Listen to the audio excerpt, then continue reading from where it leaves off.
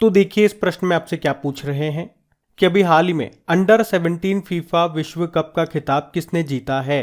तो आंसर होगा स्पेन ने। आपको पता है अंडर 17 फीफा वर्ल्ड कप ये कहाँ पे हुए, ये भारत में हुए और इसको जीत लिया स्पेन ने। यहाँ पे बात करें अगर स्पेन ने किसको हराया तो कोलंबिया को हराया। इस तरह से स्पेन ने दूसरी बार ये खिताब जीता है। इस बार ये इसका 7वां एडिशन था, तो ये आप याद रखना।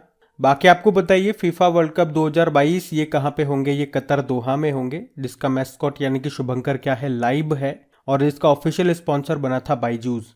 और 2026 वाले फीफा वर्ल्ड कप कहाँ पे होंगे, वो 3 देशों में होंगे, अमेरिका, मैक्सिको और कनाडा में। और फुटबॉल से याद आएगी आपको संतोष ट्रॉफी जो भी 2022 में हुई थी, जो कि उसका 75वां एडिशन था। उसको केरल ने जीता था पश्चिम बंगाल को हरा करके। और आपको याद हो हमने पढ़ा था कि 2023 में जो फीफा वुमेन्स कप हैं वो ऑस्ट्रेलिया और न्यूजीलैंड में होंगे। उसका शुभंकर क्या है, मैस्कॉट है तजूनी, जो कि एक पेंगुइन है। अभी 2021-22 सीजन के लिए All India Football Federation men's footballer of the year किसे चुना गया, सुनील छेत्री को चुना गया। जबकि women's footballer of the year चुना गया है मनीषा कल्याण को। और नामची सिक्किम में बाईचिंग भूटिया के नाम पे एक फुटबॉल स्टेडियम भी बन रहा है। अच्छा, अभी हमने पढ़ा भी था बैलन डी और ये पुरस्कार किससे मिला है। पुरुषों में बात करोगे तो करीम बेंजेमा को मिला, रियल मैड्रिड के हैं। महिलाओं में बात करोगे तो एलेक्सिया पुटेलस को मिला, जो कि बार्सिलोना की प्लेयर हैं। अब जैसे आपने याद किया ना कि फीफा वर्ल्ड कप 2022 ये कहाँ पे होंगे, कतर दोहा में होंगे, तो कतर से ही आप याद रख लो कि 2023 में AFC यानी कि Asian football confederation Asian cup ये भी होंगे कतर में। और डूरंड कप जो कि एशिया का सबसे पुराना फुटबॉल टूर्नामेंट है। तो अभी ये 2022 का संस्करण किसने जीता, बंगलुरु फुटबॉल क्लब ने मुंबई सिटी फुटबॉल क्लब को हरा करके। अच्छा, एक अपॉइंटमेंट भी याद रखना कि ऑल इंडिया फुटबॉल फेडरेशन के नए चीफ कौन बन गए, कल्याण चौबे बन गए हैं। बाकी फीफा का हेडक्वार्टर आपको मिलेगा ज़ुरिक स्विट्जरलैंड में और इसके प्रेसिडेंट हैं ज्ञानी इन्फेनिटो। ये सारे इंपॉर्टेंट पॉइंट्स हैं रिलेटेड टू फुटबॉल जो हमने करंट अफेयर्स में पढ़े थे, अभी आपने एक साथ रिवाइज भी कर लिए हैं। तो यही बेनिफिट है आपको क्रिक एग्जाम में कि कोई भी करंट अफेयर्स का प्रश्न होता है उससे रिलेटेड जो भी आपके क्वेश्चन होते हैं वो सारे हम लोग एक साथ रिवाइज कर लेते हैं। साथ में आप जानते ही हो आपके स्टैटिक को मजबूत करने के लिए डेली टॉप 10 स्टैटिक क्वेश्चंस आपके अपलोड होते हैं क्विज की फॉर्म में आपकी क्रिक एग्जाम एप्लीकेशन पे। शाम के वक्त टॉप 10 जनरल साइंस के क्वेश्चंस का क्विज अपलोड होता है और वो सभी वो क्वेश्चन होते हैं जो आपके एग्जाम में पूछे गए हों। तो हर तरह से आपकी तैयारी को मजबूत करने के लिए मैं मेहनत कर रहा हूँ। बाकी प्रैक्टिस तो आप ही को करनी पड़ेगी, उसके लिए तो अपना निकालना ही पड़ेगा। और सेशन अच्छा लगे तो प्लीज़ लाइक करके दोस्तों के साथ शेयर ज़रूर करना। अभी हम बढ़ते हैं आगे। चलो बताओ, हाल ही में किसने खेलो इंडिया वेटलिफ्टिंग मीट में 3 नए राष्ट्रीय रिकॉर्ड बनाए। तो आंसर होगा आकांक्षा व्यवहारे ने। आकांक्षा व्यवहारे ये महाराष्ट्र की वेटलिफ्टर है जिन्होंने खेलो इंडिया नेशनल रैंकिंग महिला वेटलिफ्टिंग टूर्नामेंट में 40 किलोग्राम भार वर्ग में यानी कि 40 किलोग्राम कैटेगरी में 3 नए नेशनल रिकॉर्ड बनाए। उन्होंने स्नैच, क्लीन एंड जर्क और टोटल में रिकॉर्ड बनाए हैं। स्नैच में 60 किलोग्राम भार उठा करके रिकॉर्ड बनाया, तो क्लीन एंड जर्क में 71 किलोग्राम भार उठा करके रिकॉर्ड बनाया और टोटल में 131 किलोग्राम भार उठा करके उन्होंने रिकॉर्ड बनाया। क्या नाम है, आकांक्षा व्यवहारे। अभी आपने नाम सुना होगा गुरु नायडू सेनापति का। अभी IWF यानी कि इंटरनेशनल वेटलिफ्टिंग फेडरेशन विश्व युवा चैंपियनशिप जो कि लियोन मैक्सिको में हुआ था, तो उसमें गोल्ड जीतने वाले पहले भारतीय वेटलिफ्टर बने थे। ये कितने किलोग्राम कैटेगरी में, 55 किलोग्राम कैटेगरी में।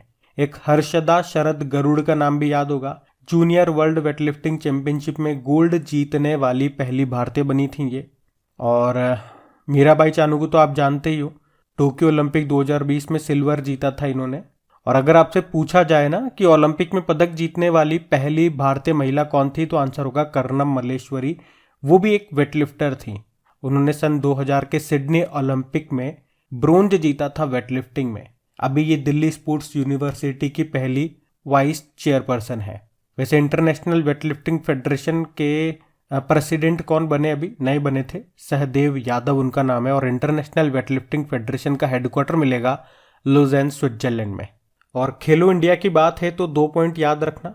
देखो, खेलो इंडिया यूथ गेम्स जो भी इसका चौथा संस्करण हुआ था वो कहाँ पे हुआ था? पंचकुला हरियाणा में हुआ था, जिसका शुभंकर धाकड़ था, उसको हरियाणा ने जीता। पहले स्थान पे हरियाणा रहा। और अभी इसका जो 5वां संस्करण होगा वो कहाँ पे होगा? मध्य प्रदेश में होगा। और खेलो इंडिया यूनिवर्सिटी गेम्स का जो अभी दूसरा संस्करण हुआ था वो बेंगलुरु में हुआ था। उसका शुभंकर यानी कि मैस्कॉट था वीरा था। और उसमें टॉप पे रहा था जैन यूनिवर्सिटी, वो बेंगलुरु की ही है। तो इतना आप याद रखना है। यहाँ से बढ़ते आगे। चलिए बताइए, अभी हाल ही में बैडमिंटन में किसने फ्रेंच ओपन सुपर 750 जीतकर अपने करियर का सबसे बड़ा खिताब जीता है? तो आंसर होगा चिराग शेट्टी और सात्विक साईराज रंकीरेड्डी ने। तो अभी बैडमिंटन में सात्विक साईराज रंकीरेड्डी और चिराग शेट्टी ने फ्रेंच ओपन 750 जीतकर अपने करियर का सबसे बड़ा खिताब जीत लिया है। और इस तरह से वे फ्रेंच ओपन खिताब जीतने वाली पहली भारतीय पुरुष युगल जोड़ी बन गई हैं। अच्छा, इनके अलावा डेनमार्क के जो बैडमिंटन प्लेयर हैं विक्टर एक्सेल्सेन, उन्होंने मेंस सिंगल में ये खिताब जीता है। तो चिराग शेट्टी और सात्विक साईराज ने तो मिक्स्ड डबल में और विक्टर एक्सेल्सेन ने मेंस सिंगल में जीता।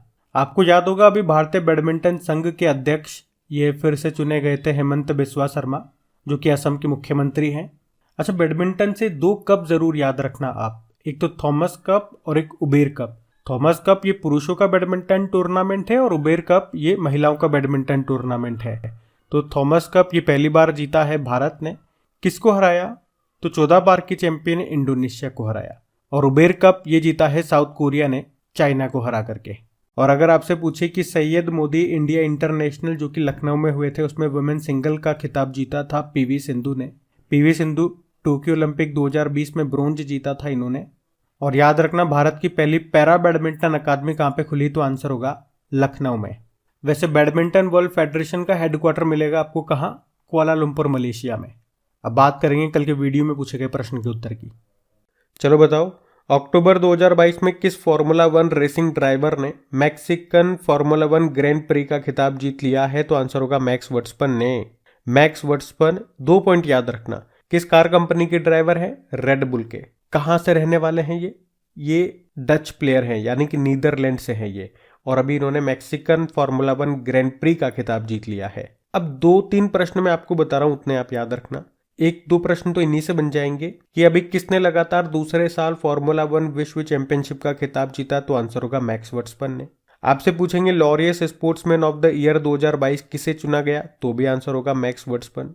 और Laureus sports women of the year पूछ लेगा तो आंसर हो जाएगा जमैका की ओलंपिक स्प्रिंटर हैं एलन थॉम्पसन हेरा।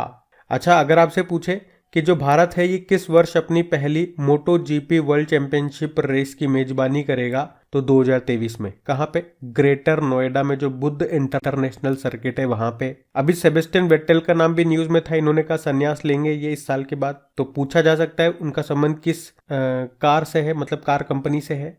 तो रेड बुल के ड्राइवर है वो। तो यहां से ये कुछ इंपॉर्टेंट पॉइंट्स थे, ये आप याद रखना। बढ़ते हैं आगे।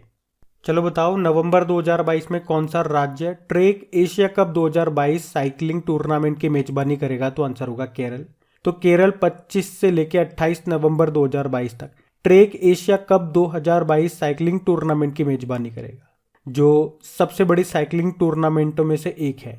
तो इसे पहली बार दिल्ली से बाहर आयोजित किया जा रहा है। इसमें एशिया के 25 से ज्यादा देशों के लगभग 200 साइकिल चालक हिस्सा ले रहे हैं। तो ये भी आप याद रखना। कहाँ पे होंगे ये? केरल में। बढ़ते आगे। फिर बताइए, अभी सैयद मुश्ताक अली ट्रॉफी 2022-23 का खिताब किसने जीत लिया है? तो आंसर होगा मुंबई ने। तो अभी अजिंक्य रहाणे के नेतृत्व वाली मुंबई ने ईडन गार्डन कोलकाता में हिमाचल प्रदेश को 3 विकेट से हराकर पहली बार सैयद मुश्ताक अली ट्रॉफी जीत ली है। और इसमें प्लेयर ऑफ द मैच कौन रहे? तनुष कोटिया रहे। अब आपको ये बताने की जरूरत तो है नहीं कि सैयद मुश्ताक अली ट्रॉफी का संबंध किस खेल से है, तो आप कह दोगे क्रिकेट से है। ये एक घरेलू T20 क्रिकेट टूर्नामेंट है। शुरुआत में इसे T20 इंटर स्टेट चैंपियनशिप के नाम से जाना जाता था, लेकिन बाद में नाम बदलकर इसका सैयद मुश्ताक अली ट्रॉफी कर दिया गया। और इस बार की चैंपियन मुंबई है, लेकिन सबसे ज्यादा इसको किसने जीता है? तमिलनाडु ने 3 बार जीता है। अच्छा, अभी आपको याद होगा रणजी ट्रॉफी, इसको किसने जीता? इसको पहली बार जीता अभी मध्य प्रदेश ने मुंबई को हरा करके। ईरानी ट्रॉफी आपने पढ़ा था, शेष भारत ने जीता है सौराष्ट्र को हरा करके। अभी दुलीप ट्रॉफी को जीता था वेस्ट जोन ने साउथ जोन को हरा करके। इस साल जो आईपीएल हुआ था 15वां संस्करण था, ये भारत में हुआ था। गुजरात टाइटन ने जीता राजस्थान रॉयल को हराकर। अभी मेंस एशिया कप जो कि यूनाइटेड अरब अमीरात में हुए थे, उसको श्रीलंका ने जीता था पाकिस्तान को हरा करके। लेकिन वुमेन्स एशिया कप जो कि बांग्लादेश में हुए थे, उसको भारत ने जीता है श्रीलंका को हरा करके। तो ये भी आपके करंट अफेयर्स के सारे इंपॉर्टेंट पॉइंट्स थे, इनको याद रखना। आप बढ़ते हैं आगे। चलो अब बताओ, अभी नवंबर 2022 में पैरा बैडमिंटन विश्व चैंपियनशिप 2022 में पुरुष एकल में किसने स्वर्ण पदक जीता, यानी कि पुरुष एकल का खिताब किसने जीता, ये बोल सकते हैं। तो आंसर होगा प्रमोद भगत ने। यहां पे हम किसकी बात कर रहे हैं, BWF para badminton world championship 2022 की, जो कहां पे हुई, टोक्यो जापान में हुई, जिसमें मेन सिंगल में गोल्ड मेडल जीता है प्रमोद भगत ने। और महिला सिंगल में, वुमेन सिंगल में मनीषा रामदास टॉप पे रही है। इसमें भारत ने टोटल 16 मेडल जीते हैं। और पदक तालिका में बात करोगे, मेडल लिस्ट में बात करोगे, तो भारत 5वें स्थान पर है। टॉप पे इंडोनेशिया रहा। याद रखना, ये पैरा बैडमिंटन वर्ल्ड चैंपियनशिप है। अच्छा, पहले तो आप ये बताओ कि बैडमिंटन वर्ल्ड फेडरेशन का हेडक्वार्टर कहां पर है। ये स्टैटिक प्रश्न बनेगा आपका। कुआलालंपुर मलेशिया में। अब बैडमिंटन से रिलेटेड 2 कप आपको याद रखने हैं। आपसे पूछेगा एग्जामिनर कि थॉमस कप का संबंध किससे है, उबेर कप का संबंध किससे है। दोनों का संबंध आपके बैडमिंटन से है। ये स्टैटिक प्रश्न हो गया। थॉमस कप ये पुरुषों का बैडमिंटन टूर्नामेंट है, जो अभी भारत ने जीता इंडोनेशिया को हरा करके। और उबेर कप ये महिलाओं का बैडमिंटन टूर्नामेंट है, जिसको अभी साउथ कोरिया ने जीता था चाइना को हरा करके। अभी हमने पढ़ा भी था कि बैडमिंटन में फ्रेंच ओपन सुपर 750 टाइटल जीतने वाली पहली भारतीय पुरुष युगल जोड़ी कौन सी बन गई है। तो आंसर होगा चिराग शेट्टी और सात्विक साईराज रंकी रेड्डी। अभी 2022 में दुनिया की नंबर 1 जूनियर बैडमिंटन प्लेयर कौन बनी थी, तस्नीम मीर बनी थी, ये गुजरात से हैं। और सैयद मोदी इंडिया इंटरनेशनल में वुमेन सिंगल का टाइटल जीता था पीवी सिंधु ने। ये हुआ कहाँ पे था, लखनऊ में हुआ था। ये प्रश्न एग्जाम में पूछा गया था आपके।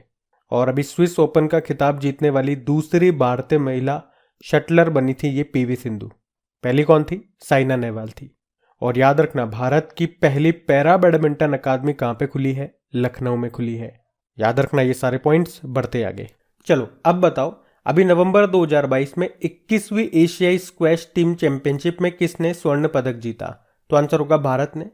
तो स्क्वैश में भारतीय पुरुष टीम ने एशियाई स्क्वैश टीम चैंपियनशिप में पहली बार गोल्ड मेडल जीता है। ये हुआ कहाँ पे, ये साउथ कोरिया में हुआ। और भारत ने किसे हराया, तो कुवैत को हराया।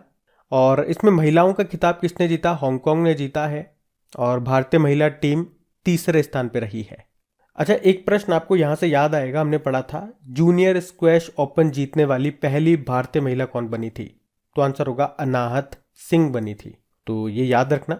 बढ़ते आगे।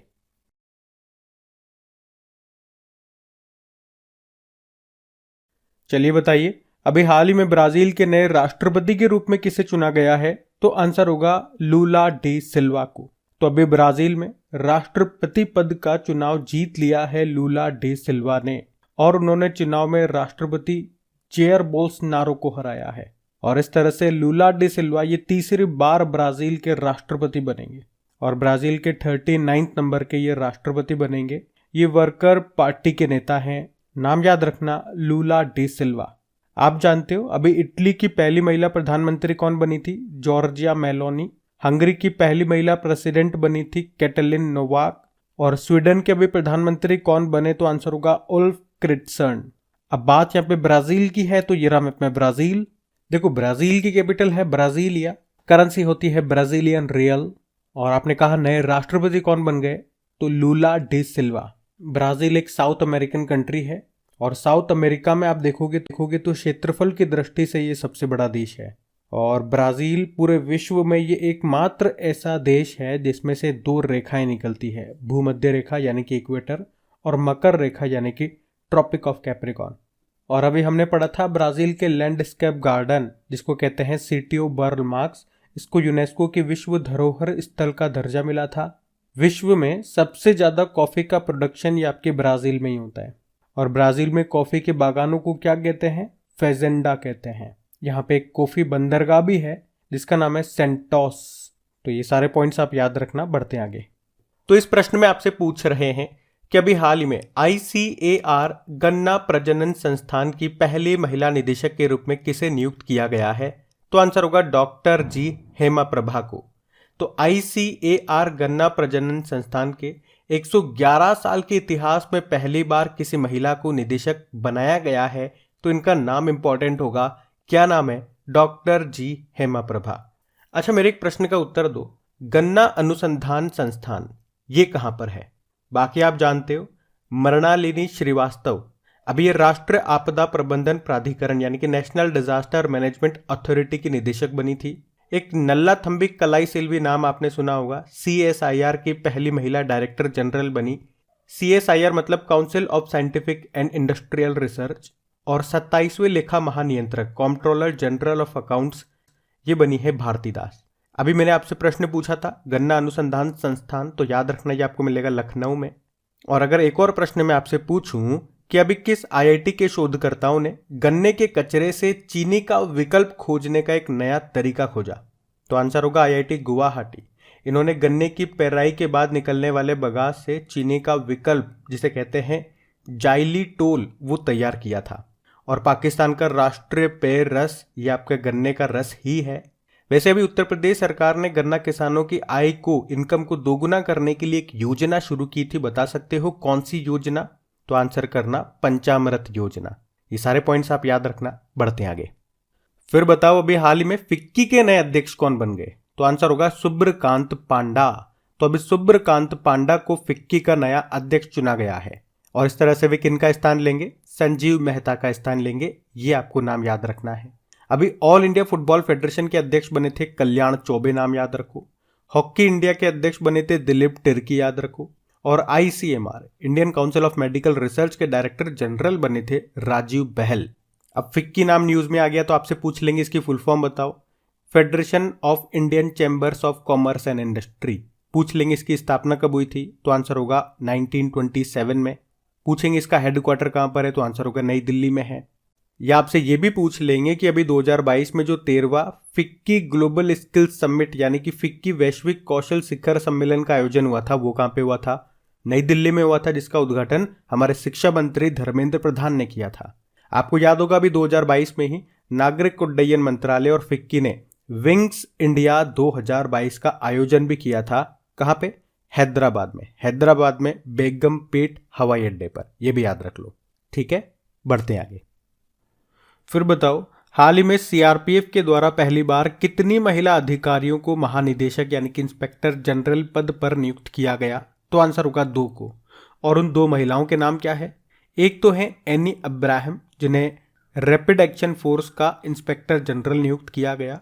और दूसरी है सीमा घुंडिया, जिनको बिहार सेक्टर का इंस्पेक्टर जनरल बनाया गया। रैपिड एक्शन फोर्स ये CRPF का ही एक विशेष दंगा विरोधी बल है, जो भारी भीड़ प्रबंधन और VIP यात्राओं के दौरान भी राज्य पुलिस फोर्स की सहायता के लिए तैनात है। CRPF की बात करें तो इसकी फुल फॉर्म होती है सेंट्रल रिजर्व पुलिस फोर्स। वैसे तो इसे 1939 में क्राउन रिप्रेजेंटेटिव पुलिस के रूप में स्थापित किया गया था, लेकिन फिर आज़ादी के बाद इसका नाम बदल के सेंट्रल रिजर्व पुलिस फोर्स कर दिया गया। इसके अभी नए डायरेक्टर जनरल बने थे, जिनका नाम है सुजॉय लाल थाउसेन। और आपको याद हो इनके साथ ITBP के भी डायरेक्टर जनरल बने थे नए। क्या नाम है? चलो ये आपके लिए होमवर्क प्रश्न हो जाता है। ITBP के डायरेक्टर जनरल का नाम बताओ। तो इस प्रश्न में आपसे क्या पूछ रहे हैं कि अभी हाल ही में अंतरराष्ट्रीय हॉकी महासंघ के नए अध्यक्ष कौन बन गए? तो आंसर होगा मोहम्मद तैयब इकराम।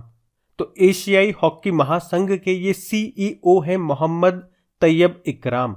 और अभी इनको इंटरनेशनल हॉकी एसोसिएशन का नया अध्यक्ष चुना गया है। इनका कार्यकाल 2 साल के लिए होगा। और ये किनका स्थान लेंगे? वैसे नरेंद्र बत्रा का। आपको याद होगा नरेंद्र बत्रा भी इन्होंने जुलाई में इस्तीफा दे दिया था। अच्छा, ये तैयब इकराम ये किस देश के हैं? ये वैसे तो इनका जन्म तो पाकिस्तान में हुआ था, लेकिन अभी ये मकाऊ में रहते हैं। तो इनका नाम याद रखना। अंतरराष्ट्रीय हॉकी महासंघ के ये नए अध्यक्ष बन गए हैं मोहम्मद तैयब इकराम। अच्छा, वैसे इंटरनेशनल हॉकी फेडरेशन का हेडक्वार्टर कहां पर है? ये भी स्टैटिक प्रश्न बनता है। तो आंसर होगा लुज़ेर्न, स्विट्जरलैंड में। अच्छा, अभी एक हॉकी का चैंपियनशिप टूर्नामेंट था जिसे कहते हैं सुल्तान बहर कप। ये अभी भारत ने तीसरी बार जीता है। ऑस्ट्रेलिया को हरा करके जीता, जो कि कहां पे हुआ था? मलेशिया में हुआ था। ये भी याद रखना। और अभी FIH हॉकी 5S का जो पहला खिताब है वो भी भारत ने जीता, पोलैंड को हराया था, वो लुज़ेन स्विट्जरलैंड में हुआ था। अभी हॉकी इंडिया के नए अध्यक्ष कौन बने थे, ये नाम भी न्यूज में था, दिलीप टर्की आंसर होगा। अभी आप जानते हो 27वीं लेखा महानियंत्रक कंट्रोलर जनरल ऑफ अकाउंट्स ये बनी है भारती दास। क्वालिटी काउंसिल ऑफ इंडिया के अध्यक्ष बने थे जक्षय शाह और NLC इंडिया के CMD बने प्रसन्ना कुमार मोटुपल्ली। ध्यान रखना, ये बढ़ते आगे। अगला प्रश्न देखते हैं। अभी हाल ही में एनर्जी एफिशिएंसी सर्विसेज लिमिटेड के नए CEO कौन बने, तो आंसर होगा विशाल कपूर बने। तो अभी हाल ही में विशाल कपूर इनको एनर्जी एफिशिएंसी सर्विसेज लिमिटेड का नया CEO बनाया गया है। आप जानते हो हमारे अभी 50वें चीफ जस्टिस ऑफ इंडिया कौन बने, DY चंद्रचूड़। 36वें BCCI अध्यक्ष बने थे रोजर बिन्नी। और अभी भारतीय राष्ट्रीय कांग्रेस के नए अध्यक्ष बने हैं मल्लिकार्जुन खड़गे। ये नाम भी याद रखना आप। बढ़ते हैं अभी आगे। चलो बताओ, अभी हाल ही में इजराइल के नए प्रधानमंत्री कौन बने हैं, तो आंसर होगा बेंजामिन नेतन्याहू।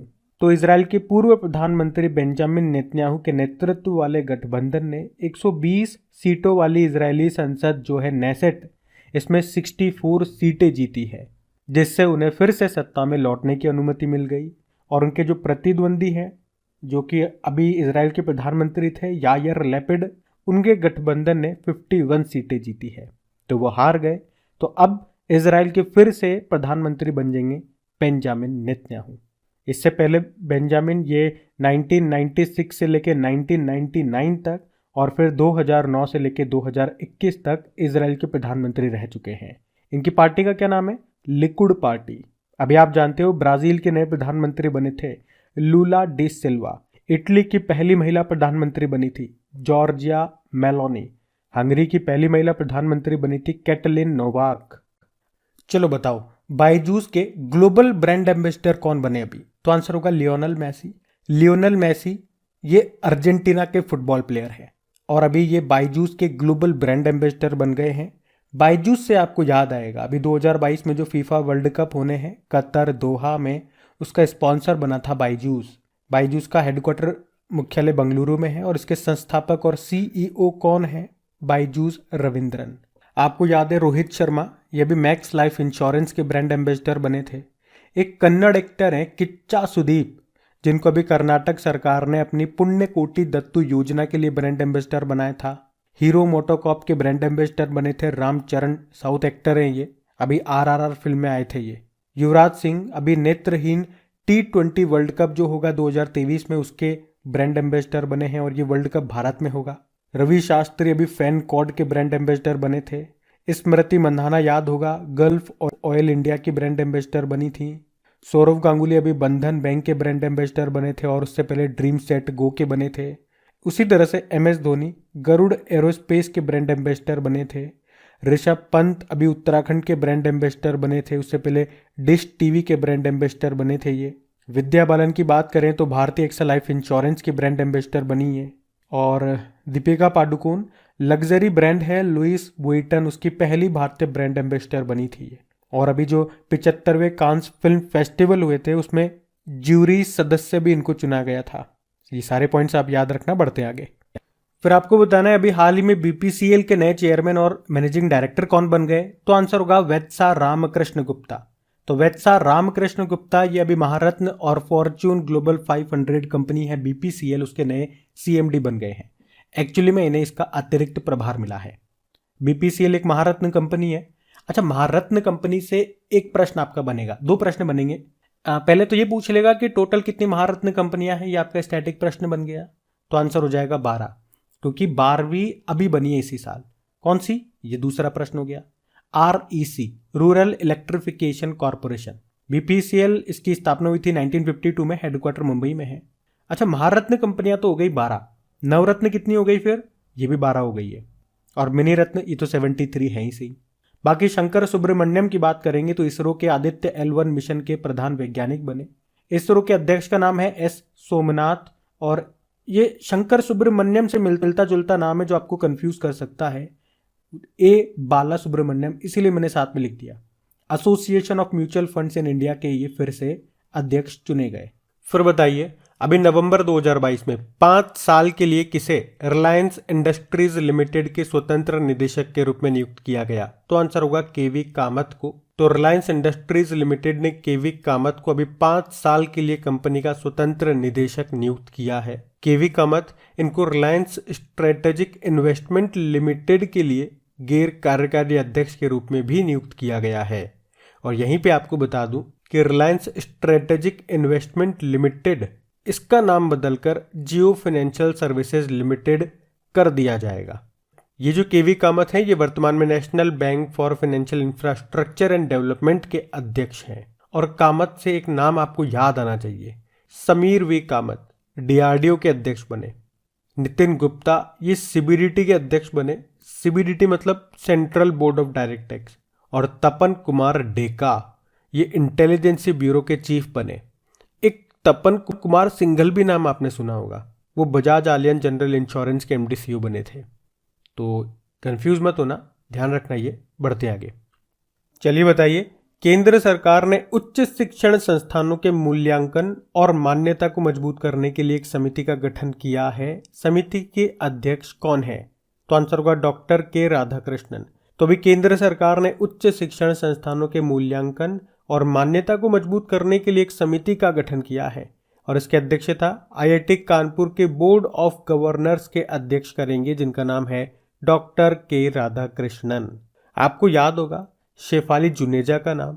इन्हें अभी संयुक्त राष्ट्र की वायु परिवहन समिति का अध्यक्ष चुना गया था। और Ranjit Bajaj All India Football Federation की सलाहकार समिति का अध्यक्ष बनाया था इनको।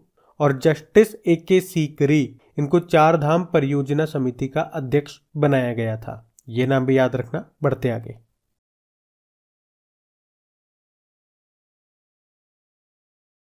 अब बताओ, महाराष्ट्र का पहला इलेक्ट्रॉनिक विनिर्माण क्लस्टर ये कहाँ पे स्थापित किया जाएगा? तो आंसर होगा पुणे में। तो महाराष्ट्र में पुणे के पास रंजन गांव में ये महाराष्ट्र का पहला इलेक्ट्रॉनिक मैन्युफैक्चरिंग क्लस्टर बनाया जा रहा है। आपको बता दूं कि इलेक्ट्रॉनिक विनिर्माण के क्षेत्र में देश को वैश्विक स्तर पर पहचान दिलाने के लिए 2012 में भारत सरकार ने इलेक्ट्रॉनिक विनिर्माण क्लस्टर योजना को शुरू किया था। चलो बताओ, हाल ही में उत्तर भारत के पहले डाटा सेंटर का उद्घाटन ये कहाँ पे किया गया? तो आंसर होगा ग्रेटर नोएडा में। तो ग्रेटर नोएडा में उत्तर भारत के पहले डाटा सेंटर योट्टा D1 का लोकार्पण अभी मुख्यमंत्री योगी आदित्यनाथ ने किया। इसे सेक्टर नॉलेज पार्क 5 में हीरा नंदानी ग्रुप के द्वारा 250 मेगावाट की क्षमता वाले डाटा सेंटर को 1500 करोड़ रुपए में 3 लाख वर्ग मीटर में बनाया गया है। कहाँ पे? ग्रेटर नोएडा में। अच्छा चलो आप बताओ, अभी मेडिकल की पढ़ाई हिंदी में शुरू करने वाला भारत का पहला राज्य कौन सा बना था? तो आंसर होगा मध्य प्रदेश।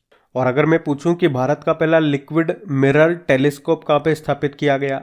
तो आंसर होगा उत्तराखंड में। और अभी भारत का पहला ओलंपिक मूल्य शिक्षा कार्यक्रम ओलंपिक वैल्यूज एजुकेशन प्रोग्राम को किसने शुरू किया था? उड़ीसा ने। और अपना जैव विविधता रजिस्टर पाने वाला पहला मेट्रो शहर बना था कौन सा? कोलकाता। और मिड डे मील के साथ सरकारी स्कूलों में नाश्ता देने वाला देश का पहला राज्य कौन सा बना था? तमिलनाडु बना था। और भारत के पहले पोर्टेबल सोलर रूफटॉप सिस्टम का अनावरण कहाँ पे किया गया था? गुजरात के गांधीनगर में। और बताओ, प्रधानमंत्री जन आरोग्य योजना के तहत 100% परिवारों को शामिल करने वाला पहला जिला कौन सा बना था? जम्मू कश्मीर का सांबा जिला। और भारत की पहली कार्बन न्यूट्रल पंचायत कौन सी बनी है? जम्मू कश्मीर का पल्ली गांव। तो इस प्रश्न में आपसे क्या पूछ रहे हैं कि भारत का पहला एक्वा पार्क ये कहां पर स्थापित होगा? तो आंसर होगा अरुणाचल प्रदेश में। तो भारत का ये पहला एक्वा पार्क या आप इसे फिश म्यूजियम भी कह दें, ये स्थापित होगा अरुणाचल प्रदेश में। अरुणाचल प्रदेश में भी कहां पे? अरुणाचल प्रदेश के सुबनसिरी जिले में। और इसका उद्देश्य क्या होगा? नीली क्रांति को बढ़ावा देना।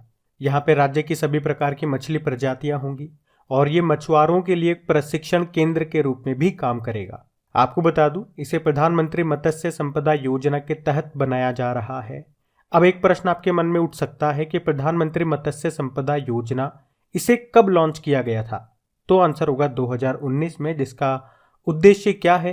देश में एक मजबूत मत्स्य प्रबंधन ढांचा स्थापित करना। अच्छा, मैं अगर आपसे पूछूं कि भारत का पहला जियोलॉजिकल पार्क ये कहाँ पे बना है? तो आंसर होगा मध्य प्रदेश के जबलपुर में। अगर आपसे एग्जामिनर पूछे कि देश का पहला आर्टिफिशियल इंटेलिजेंस और रोबोटिक्स टेक्नोलॉजी पार्क यानी कि आर्ट पार्क ये कहाँ पे लॉन्च हुआ? तो आंसर होगा बेंगलुरु में। भारत का पहला ई वेस्ट इको पार्क कहाँ पे बनेगा? तो आंसर होगा दिल्ली में। और अभी इटली ने भारत में किस जगह पहला मेगा फूड पार्क शुरू किया था? तो आंसर होगा गुजरात में। भारत का पहला जेंडर पार्क ये आपको मिलेगा केरल के कोझिकोड में। और देश का पहला पूर्ण महिला स्वामित्व वाला FLO फिक्की लेडीज ऑर्गेनाइजेशन औद्योगिक पार्क कहाँ पे खोला गया?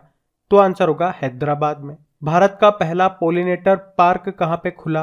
तो आंसर होगा उत्तराखंड में। और आपको याद है भारत का पहला एक्वा मेगा फूड पार्क ये कहाँ पे खोला गया था? तो आंसर होगा आंध्र प्रदेश में। ये प्रश्न अभी किसी एग्जाम में पूछा भी गया था। फिर आप बताइए, अभी हाल ही में भारत का पहला पानी में तैरता वित्तीय साक्षरता शिविर ये कहाँ पे आयोजित किया गया? तो आंसर होगा जम्मू कश्मीर में। तो अभी इंडिया पोस्ट पेमेंट बैंक ने भारत का पहला पानी में तैरता वित्तीय साक्षरता शिविर आयोजित किया है।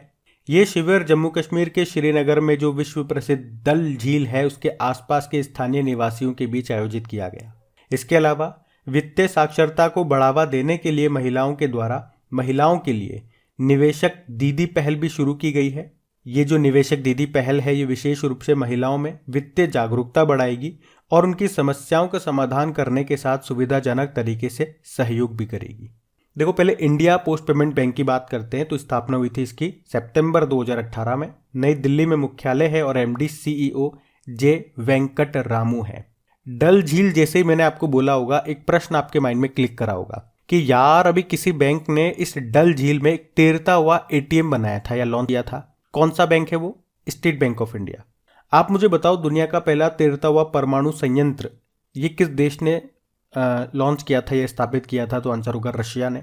और दुनिया का एकमात्र तैरता हुआ नेशनल पार्क कौन सा है और कहां पर है? यह है काबुल लामजाओ नेशनल पार्क। ये प्रश्न कई बार एग्जाम में डायरेक्ट रिपीट होता है, मोस्ट इंपॉर्टेंट है ये काबुल लामजाओ नेशनल पार्क। या तो ये पूछ लेगा कि कहां पर है या ये पूछ लेगा कि किस झील पर स्थित है। तो लोकटक झील पे मणिपुर में है ये। और बताओ, दुनिया का सबसे बड़ा तैरता हुआ सोलर पार्क ये कहां पे बनेगा?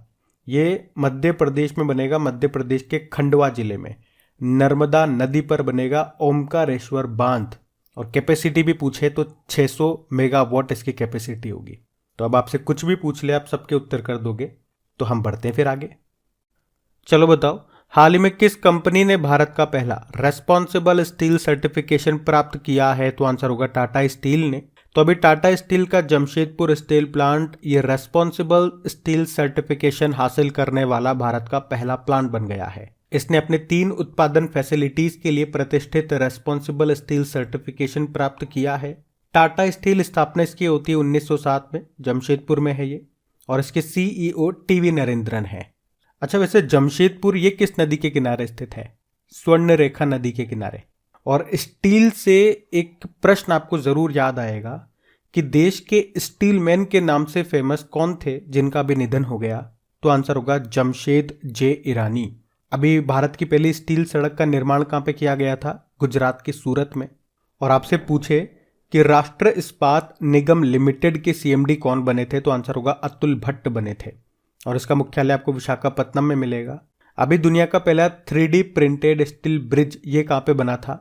तो नीदरलैंड के एम्स्टर्डम में इसे स्थापित किया गया। और आपको याद होगा CO2 कैप्चर करने के लिए भारत का पहला प्लांट शुरू किया था टाटा स्टील ने। और वर्ल्ड स्टील एसोसिएशन इसके चेयरमैन बने थे सज्जन जिंदल। वैसे दुनिया का पहला जीवाश्म मुक्त स्टील यानी कि ग्रीन स्टील यानी कि कोयले को यूज किए बिना स्टील बनाया था स्वीडन की हाइब्रिड नाम की कंपनी ने। और इसे सबसे पहले बेचा था वोल्वो ग्रुप को। तो ये सारे पॉइंट्स आप याद रखना, बढ़ते आगे। फिर बताओ, अभी हाल ही में किस राज्य में अडानी न्यू इंडस्ट्रीज लिमिटेड ने देश के सबसे बड़े विंड टर्बाइन जनरेटर की स्थापना की घोषणा की है? तो आंसर होगा गुजरात। तो अडानी न्यू इंडस्ट्रीज लिमिटेड ने मुंद्रा गुजरात में देश के सबसे बड़े विंड टर्बाइन जनरेटर की स्थापना की घोषणा की है। तो 200 मीटर ऊंचा होगा ये विंड टर्बाइन, ये दुनिया का सबसे ऊंचा होगा। आपको पता है दुनिया की सबसे ऊंची स्टैच्यू मूर्ति कौन सी है? Statue of unity. उसकी भी हाइट कितनी है? 182 मीटर है। तो देख लो ये 200 मीटर है यानी कि उससे भी लंबा है। और आप कहोगे ये पहला मशीन है जिसे जर्मनी की W2E यानी कि विंड से एनर्जी की तकनीक से बनाया गया है। तो याद रखना कहां पे बनाएगा? गुजरात में। अच्छा, करंट अफेयर से रिलेटेड प्रश्न मैं आपसे पूछता हूं, उससे पता लगेगा कि आपकी तैयारी कैसी चल रही है, आप कितना पुरानी चीजों को रिवाइज करते हो। तैयार रहना, ध्यान से सुनना। मुझे बताओ, विंड मैन ऑफ इंडिया के नाम से किस व्यक्ति का भी हाल ही में निधन हो गया? वो सुजलॉन एलॉन एनर्जी के संस्थापक थे। तो याद रखना, तुलसी तांती उनका नाम था। अब दूसरा प्रश्न सुनो, जो भारत है ये किस वर्ष तक डीजल की जगह नवीकरणीय ऊर्जा का इस्तेमाल करेगा? तो क्या टारगेट है? 2024 तक। आपको याद है, अमेजॉन ये भारत में अपना पहला सोलर फार्म स्थापित करेगा। प्रश्न है कहां पे? तो आंसर होगा राजस्थान में, जिसकी कैपेसिटी है 420 मेगावाट। आपने ये भी पढ़ा होगा, अडानी ग्रीन बताओ कहां पे दुनिया का सबसे बड़ा पवन सौर ऊर्जा संयंत्र यानी कि सोलर विंड प्लांट ये चालू करेगा? तो इसका भी आंसर होगा राजस्थान। राजस्थान के जैसलमेर में, जिसकी कैपेसिटी 600 मेगावाट होगी। और 600 मेगावाट से आपको याद आएगा, भारत का सबसे बड़ा तैरता हुआ सौर ऊर्जा संयंत्र ये स्थापित होगा कहां पे? मध्य प्रदेश के खंडवा जिले में, नर्मदा नदी पर ओमकारेश्वर बांध में, जिसकी कैपेसिटी 600 मेगावाट होगी। ये भी याद रखो। अच्छा, मुझे बताओ कौन सा एयरपोर्ट हाइड्रो और सोलर एनर्जी चलने वाला भारत का पहला एयरपोर्ट बना था? तो आंसर होगा दिल्ली एयरपोर्ट। चलो बताओ, कौन सा देश ये दुनिया का पहला एनर्जी आइलैंड बनाएगा? तो आंसर होगा डेनमार्क बनाएगा।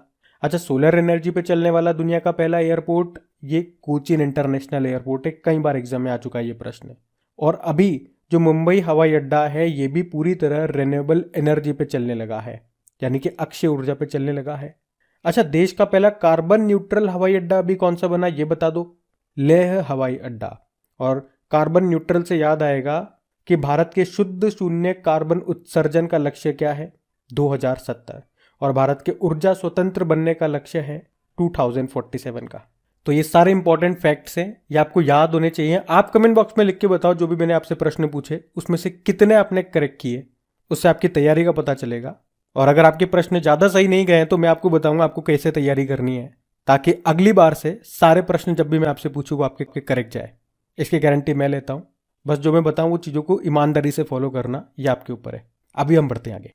चलो बताओ, अभी हाल ही में किस देश ने सबसे लंबी यात्री ट्रेन का संचालन करके विश्व रिकॉर्ड बनाया? तो आंसर होगा स्विट्जरलैंड ने। तो अभी स्विट्जरलैंड ने सबसे लंबी यात्री ट्रेन चला करके वर्ल्ड रिकॉर्ड बनाया है। इसकी लंबाई है 1910 मीटर, जिसमें 100 कोच लगे हुए थे।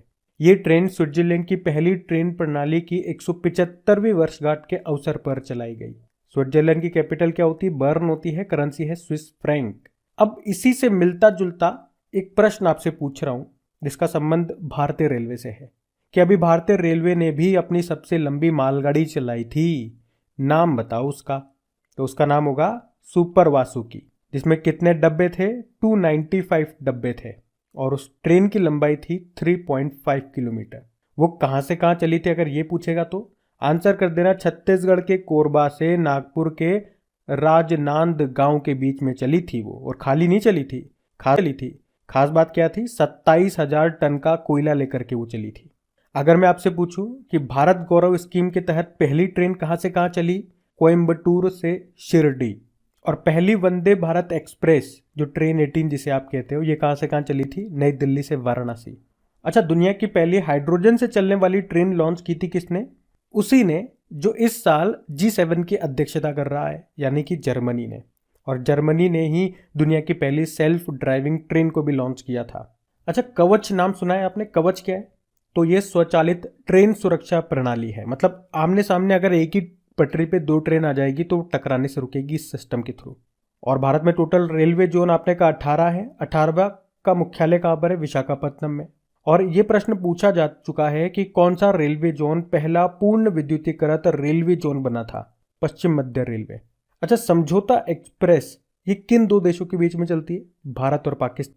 और मैत्री एक्सप्रेस ये भारत और बांग्लादेश के बीच में।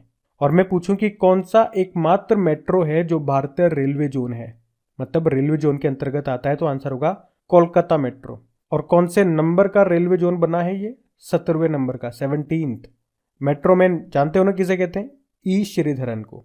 आप जानते हो भारत की जो पहली रेल है वो मुंबई से ठाणे चली थी 1853 में लॉर्ड डलहौजी के समय।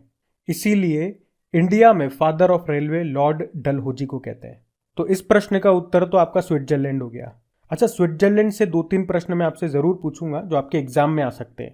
पहला तो आप बताओ, अभी 2022 में वर्ल्ड ट्रेड ऑर्गेनाइजेशन का 12वां मंत्री स्तरीय सम्मेलन ये कहाँ पे हुआ था? जेनेवा, स्विट्जरलैंड में। और अगर आपसे पूछा जाए कि सोलर एविएशन फ्यूल का उपयोग करने वाली पहली एयरलाइन कौन सी बनी थी, तो ये दुनिया की पहली बनी थी, तो प्रश्न इंपॉर्टेंट है, स्विस एयरलाइन। अभी 2022 में स्विस ओपन बैडमिंटन टूर्नामेंट में वुमेन सिंगल का टाइटल किसने जीता था? पीवी सिंधु ने जीता था, इसलिए प्रश्न इंपॉर्टेंट होता है। आपको याद होगा, अभी वर्ल्ड इंटेलेक्चुअल प्रॉपर्टी ऑर्गेनाइजेशन ने ग्लोबल इनोवेशन इंडेक्स 2022 को जारी किया था, जिसमें भारत तो 40वें स्थान पे था, लेकिन टॉप पे स्विट्जरलैंड था। अभी यूनाइटेड नेशन डेवलपमेंट प्रोग्राम ने अभी 2022 में ही ह्यूमन डेवलपमेंट इंडेक्स भी जारी किया था, उसमें भारत 132 नंबर पे था, लेकिन टॉप पे स्विट्जरलैंड ही था। तो ये फैक्ट्स भी आप याद रखना। और हमारे सेशन की आप जानते हो यही खास बात है, दूसरे चैनल पे अगर आप पढ़ते हो तो हो सकता है हमारे नंबर ऑफ क्वेश्चन से ज्यादा वहां पे आपको दिख जाए, उनसे नंबर ऑफ क्वेश्चन में हमारे क्वेश्चन कम हो सकते हैं, लेकिन सारे फैक्ट्स वगैरह आप मिला करके देखोगे तो सबसे ज्यादा आपको कंटेंट क्रैक एग्जाम में मिलेगा। और दूसरी खास बात क्या है, ये सेम कंटेंट बार बार रिपीट होता है, तो अगर कंटिन्यूटी आप रखते हो ईमानदारी से, तो ये सारा कंटेंट आपको ये सुनते सुनते याद हो जाएगा, एक्स्ट्रा टाइम आपको देने की जरूरत ही नहीं पड़ेगी। लेकिन मैं वही बात कहूंगा, ईमानदारी और कंटिन्यूटी आपको रखनी पड़ेगी। चलिए फिर बताइए, अभी हाल ही में किस राज्य ने भारत की पहली महिला मुस्लिम शिक्षिका फातिमा शेख पर एक पाठ की शुरुआत की है? तो आंसर होगा आंध्र प्रदेश। तो अभी आंध्र प्रदेश सरकार ने पाठ्य पुस्तकों में भारत की पहली मुस्लिम शिक्षिका फातिमा शेख के योगदान पर एक पाठ शामिल किया है। फातिमा शेख, इनको फूले दंपत्ति को बॉम्बे प्रेसिडेंसी यानी कि पूना में अपने घर में लड़कियों का पहला स्कूल शुरू करने की अनुमति देने हेतु श्रेय दिया जाता है। फातिमा शेख उन सभी 5 स्कूलों में पढ़ाती थी जो फुले द्वारा चलाए जाते थे। इसके अलावा उन्होंने 1851 में मुंबई में 2 स्कूलों की स्थापना भी की थी। अच्छा, मैं अगर आपसे पूछूं कि मुस्लिम महिला अधिकार दिवस कब मनाया जाता है, तो आंसर होगा 1 अगस्त को। ध्यान रखना, ये बढ़ते आगे। फिर बताइए, दुनिया की पहली वैदिक घड़ी ये कहाँ पे स्थापित की जाएगी? तो आंसर होगा उज्जैन में। तो मध्य प्रदेश के जो शिक्षा मंत्री हैं मोहन यादव, अभी उन्होंने मध्य प्रदेश के उज्जैन में 300 साल पुरानी जीवाजी वेधशाला में दुनिया की पहली वैदिक घड़ी की आधारशिला रखी है। आपको बता दो, इस जीवाजी वेधशाला का निर्माण जयपुर के महाराजा सवाई राजा जयसिंह ने 1719 में 1719 में करवाया था। तो लगभग 1.62 करोड़ रुपए की लागत से बनने वाली इस घड़ी का उद्देश्य लोगों को वैदिक समय की गणना से परिचित कराना है। अच्छा चलो, आप मुझे बताओ, देश का पहला लिक्विड मिरर टेलीस्कोप कहां पे स्थापित किया गया? आंसर होगा उत्तराखंड में। भारत का पहला नाइट स्काई सेंचुरी कहां पे स्थापित किया गया? लद्दाख में। और भारत का पहला वन विश्वविद्यालय कहां पे स्थापित किया जाएगा? तेलंगाना में। अच्छा, भारत का पहला शुद्ध हरित हाइड्रोजन प्लांट कहां पे शुरू हुआ? असम में। और भारत का पहला बायोमास आधारित हाइड्रोजन प्लांट कहां पे स्थापित हुआ? मध्य प्रदेश में, मध्य प्रदेश के खंडवा जिले में। पता है आपको, भारत का पहला भूकंप स्मारक, जिसे स्मृति वन कहते हैं, अभी प्रधानमंत्री जी ने इसका उद्घाटन किया था कहां पे? गुजरात में, गुजरात के भुज में। और भारत का पहला डुगोंग संरक्षण रिजर्व ये आपको मिलेगा तमिलनाडु में। तो ये पॉइंट्स भी आप याद रखना। बढ़ते आगे।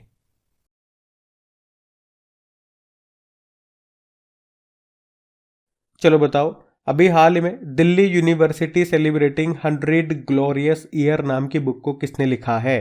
तो आंसर होगा हरदीप सिंह पुरी ने। केंद्रीय मंत्री हैं हरदीप सिंह पुरी। अच्छा, इनके पास कौन कौन से मंत्रालय हैं? एक तो petroleum and natural gas ministry है और एक housing and urban affairs ministry है। हरदीप सिंह पुरी इनका नाम है और इन्होंने ये बुक लिखी है जिसका नाम है Delhi university celebrating 100 glorious years. और अमिताभ बच्चन जो हैं उन्होंने इस बुक की प्रस्तावना लिखी है। आपको याद है, अभी हम लोगों ने पढ़ा भी था कि यूजीसी यूनिवर्सिटी ग्रांट कमीशन ने विश्वविद्यालयों और कॉलेजों से किस दिन को भारतीय भाषा दिवस के रूप में मनाने के लिए कहा है? इस प्रश्न का उत्तर आप ही लोग देना। बाकी शशि थरूर, अभी इन्होंने कहा है ये BR अम्बेडकर के ऊपर एक बुक लिखेंगे जिसका नाम होगा अम्बेडकर अ लाइफ। बिमल जालान जो कि RBI के पूर्व गवर्नर है, freedom dependence to self reliance नाम की बुक इन्होंने लिखी है अभी। और इसी साल स्टार्टिंग में इनकी एक और बुक आई थी द इंडिया स्टोरी नाम से, वो भी याद रखना। और PC बालासुब्रमण्यम रजनी के मंत्र नाम से इन्होंने एक बुक लिखी है। और बुकों से संबंधित एक प्रश्न आप जरूर याद रखना, वैसे कई बार हम इसको रिपीट कर चुके हैं तो आपको ये याद हो गया होगा कि किस राज्य का है ये जामताड़ा जिला, जो कि देश का पहला जिला बना जिसके हर गांव में पुस्तकालय है। तो आंसर होगा झारखंड। और बुक से रिलेटेड 2 डे और है, जैसे कि इंटरनेशनल चिल्ड्रन बुक डे, अंतर्राष्ट्रीय बाल पुस्तक दिवस, ये 2 अप्रैल को होता है। और एक है world book and copyright day, ये 23 अप्रैल को होता है। याद रखना ये। बढ़ते आगे।